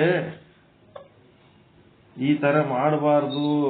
ಯಾರು ಈ ಕ್ಯಾಸ್ಟಿಸಮ್ ಮಾಡ್ಲಾರ್ದ ಜ್ಞಾನ ಕೊಡ್ತಾರಲ್ಲ ಅವರು 3 ಲೋಕಕ್ಕೆ ಅಧಿಕರು ಅಂತ ಹೇಳಿದ್ರಿ ಇಲ್ಲಿ. ಗುರು ಎಷ್ಟೇ ಉಪದೇಶಿಸಿದರೂ ಅದನ್ನು ಸಾಧಿಸುವ ಸ್ವಪ್ರಯತ್ನ ಶಿಷ್ಯನಲ್ಲಿರಬೇಕು. ಅದು ಇಲ್ಲದಿದ್ದರೆ ಗುರು ಹೇಳಿದ್ದೆಲ್ಲ ವ್ಯರ್ಥ ಎನ್ನುತ್ತಾರೆ ಸಕಲೇಶ ಮಾದರಸರು. ಹೀಗೆ ಸಂಸ್ಕೃತ ಸಾಹಿತ್ಯ ವಚನ ಸಾಹಿತ್ಯದಲ್ಲಿ ಗುರುವಿನ ಮಹತ್ವವನ್ನು ವಿವರಿಸಿರುವಂತೆ ಶಂಕರಾಚಾರ್ಯರು, ನಿಜಗುಣ ಶಿವಯೋಗಿಗಳು, ಮುಪ್ಪಿನ ಷಡಕ್ಷರಿಯವರು, ಸರ್ಪಭೂಷಣ ಶಿವಯೋಗಿಗಳು, ಮೈಲಾರ ಬಸವಲಿಂಗ ಶರಣರು, ಡಿವಿಜಿ, ಕುವೆಂಪು ಮೊದಲಾದವರು ಪ್ರಾರ್ಥನಾ ಗೀತೆಗಳ ಮುಖಾಂತರ ಗುರುವಿನ ಮಹತ್ವವನ್ನು ಸಾರಿದ್ದಾರೆ. ಹೀಗೆ ಗುರುವು ಲಿಂಗಾಂಗ ಸಾಮರಸ್ಯ ರೂಪವಾದ ಸಿದ್ಧಾಂತವನ್ನು ಬೋಧಿಸುತ್ತಿರುವುದರಿಂದ ವೀರಶೈವರ ಗುರುವೇ ಲೋಕೋತ್ತಮರೆಂದು ಮರಿತೋಂಟದಾರರು ತಮ್ಮ ಕೃತಿಯಲ್ಲಿ ವಿಶ್ಲೇಷಿಸಿದ್ದಾರೆ. ಇವತ್ತ್ಯಾಕೆ ನಾನು ಆ ಒಂದು ಮಹಾಲಿಂಗರಂಗರ ಅನುಭವಾಮೃತ ತಗೊಳ್ಳಿಲ್ಲ ಅಂತಂದ್ರೆ, ಹೋದ ವಾರನೂ ಇದು ಲಿಂಗ ಸ್ಟಾರ್ಟ್ ಮಾಡಿದೆ, ಆದ್ರೆ ಅರ್ಧಂಬರ್ಧ ಆಗ್ಬಿಡ್ತದೆ. ಅದಕ್ಕೆ ಇವತ್ತೇನ್ ಮಾಡಿಬಿಟ್ಟೆ, ಇದು ಗುರು ಎನ್ನುವ ಆವರಣ, ಗುರುವಿನ ಆವರಣ ಕಂಪ್ಲೀಟ್ ಮಾಡಮ ಅಂತೇಳಿ ಗುರು ಆವರಣವನ್ನ ಕಂಪ್ಲೀಟ್ ಮಾಡೀನಿ. ಇವತ್ತಿನ ಪಾಠ ಗುರು ಆವರಣದ ಬಗ್ಗೆ, ಎಲ್ಲರ ಗುರುವಿನ ಬಗ್ಗೆ ಮಾತಾಡಬೇಕು ಅನಿಸುತ್ತಿತ್ತಂದ್ರೆ ಈ ಒಂದು ಆಡಿಯೋ ಹಾಕಿ ಕೇಳಿಬಿಟ್ರಿ ಅಂತಂದ್ರೆ ಸಾಕಷ್ಟು ಮಾಹಿತಿಗಳು ಸಿಗ್ತಾವೆ ಇದರೊಳಗೆ. ಆರಾಮ ಒಂದು ಅರ್ಧ ತಾಸು ಮಾತಾಡಬಹುದು ನೀವು. ನೆಕ್ಸ್ಟ್ ಲಿಂಗದ ಆವರಣ ಮುಂದಿನ ವಾರ ನೋಡೋಣ. ಗುರುವಿಗೆ ಸಂಬಂಧಪಟ್ಟಂತ ಆವರಣ ಒಬ್ಬರು ಮಹಾತ್ಮರು ಡಾಕ್ಟರೇಟು PhD ಆದವರು ನಾನಾ ರೀತಿ ಶ್ಲೋಕಗಳು ಅವು ಎಲ್ಲ ಮಾಡಿ ಏನ್ ಮಾಡ್ಯಾರ, ವೀರಶೈವ ಆನಂದ ಚಂದ್ರಿಕೆ ಒಳಗ ಸಿದ್ಧಾಂತ ಶಿಖಾಮಣಿಯ ಶ್ಲೋಕಗಳನ್ನು ಬರ್ದಾರ. ಆದ್ರ ಅವು ಈ ಹಿಂದಿ ಲಿಪಿ ಒಳಗದವ ಬರ್ದಾರ. ಸಿದ್ಧಾಂತ ಶಿಖಾಮಣಿ ಗುರು ಸರ್ವೋತ್ತಮ ಉಪೈತಿ ಲೋಕ ವಿಖ್ಯಾತಂ ಲೋಭ, ಇದೇನು ಎಷ್ಟನೇ ಪರಿಚ್ಛೇದ ಅದೇನು ಬರದಿಲ್ಲ, ಅದು ನೋಡ್ಕೊಂಡ್ಕೆ ಹೇಳ್ತೇನೆ ನಾನು. ಗುರುವಿನ ಮಹತ್ವವನ್ನು ಹೇಳುವಂತ ಒಂದು ಶ್ಲೋಕಗಳು, ಸಿದ್ಧಾಂತ ಶಿಖಾಮಣಿ ಶ್ಲೋಕಗಳನ್ನ ಇಲ್ಲಿ ಬರೆದದ್ದನ್ನ ಎಷ್ಟನೇ ಪರಿಚ್ಛೇದದಾಗ ಅದವನ್ನ ಇದು ನೋಡಿ ಚೆಕ್ ಮಾಡಿ ಹೇಳ್ತೀನಿ. ಎಲ್ಲಾನು ಅದ ಇದ್ರೊಳಗೆ ಗುರುವಿಗೆ ಸಂಬಂಧಪಟ್ಟಂತ ವಿಚಾರಗಳು. ಮುಂದಿನ ವಾರ ಬೇಕಿದ್ರೆ ಸಿದ್ಧಾಂತ ಶಿಖಾಮಣಿಯ ಈ ಗುರುವಿಗೆ ಸಂಬಂಧಪಟ್ಟಂತ ವಚನಗಳು ಏನದವ ಅವುಗಳನ್ನ ಸೆಲೆಕ್ಟ್ ಮಾಡಿ ಸಂಕ್ಷಿಪ್ತವಾಗಿ ಅವುಗಳ ಏನ್ ಮಾಡಬೇಕು, ವಿಶ್ಲೇಷಣೆಯನ್ನ ಮಾಡಿ ಈ ಗುರುವಿನ ಒಂದು ಆವರಣದ ವಿಶ್ಲೇಷಣೆ ಮುಕ್ತಾಯ ಮಾಡೋಣ ಅಂತ ಹೇಳುವ ಮೂಲಕ ನನ್ನ ಚಿಂತನವನ್ನ ನಿಮ್ಮೆಲ್ಲರ ಶ್ರೀಪಾದಗಳಿಗೆ ಅರ್ಪಿಸುತ್ತಿದ್ದೇನೆ. ಎಲ್ಲರಿಗೂ ಒಳಿತಾಗಲಿ, ಎಲ್ಲರಿಗೂ ಶುಭವಾಗಲಿ. ಮುಂದಿನ ವಾರ ಲಿಂಗದ ಆವರಣವನ್ನ ಟಚ್ ಮಾಡೋಣ. ಮತ್ತೆ ಅನುಭವ ಅಮೃತವನ್ನು ಅದು ನಮ್ಮ ಗುರಿಯನ್ನಾಗಿ ಇಟ್ಟುಕೊಳ್ಳೋಣ. ಅದನ್ನು ಏನ್ ಮಾಡ್ಲಿಕ್ಕೆ ಸಾಧ್ಯ ಮಾಡೋಣ. ಎಲ್ಲರಿಗೂ ಒಳ್ಳೆಯದಾಗಲಿ. ನಮಸ್ಕಾರ. ಶರಣ ಶರಣ ಶರಣ ಶರಣ ಶರಣ.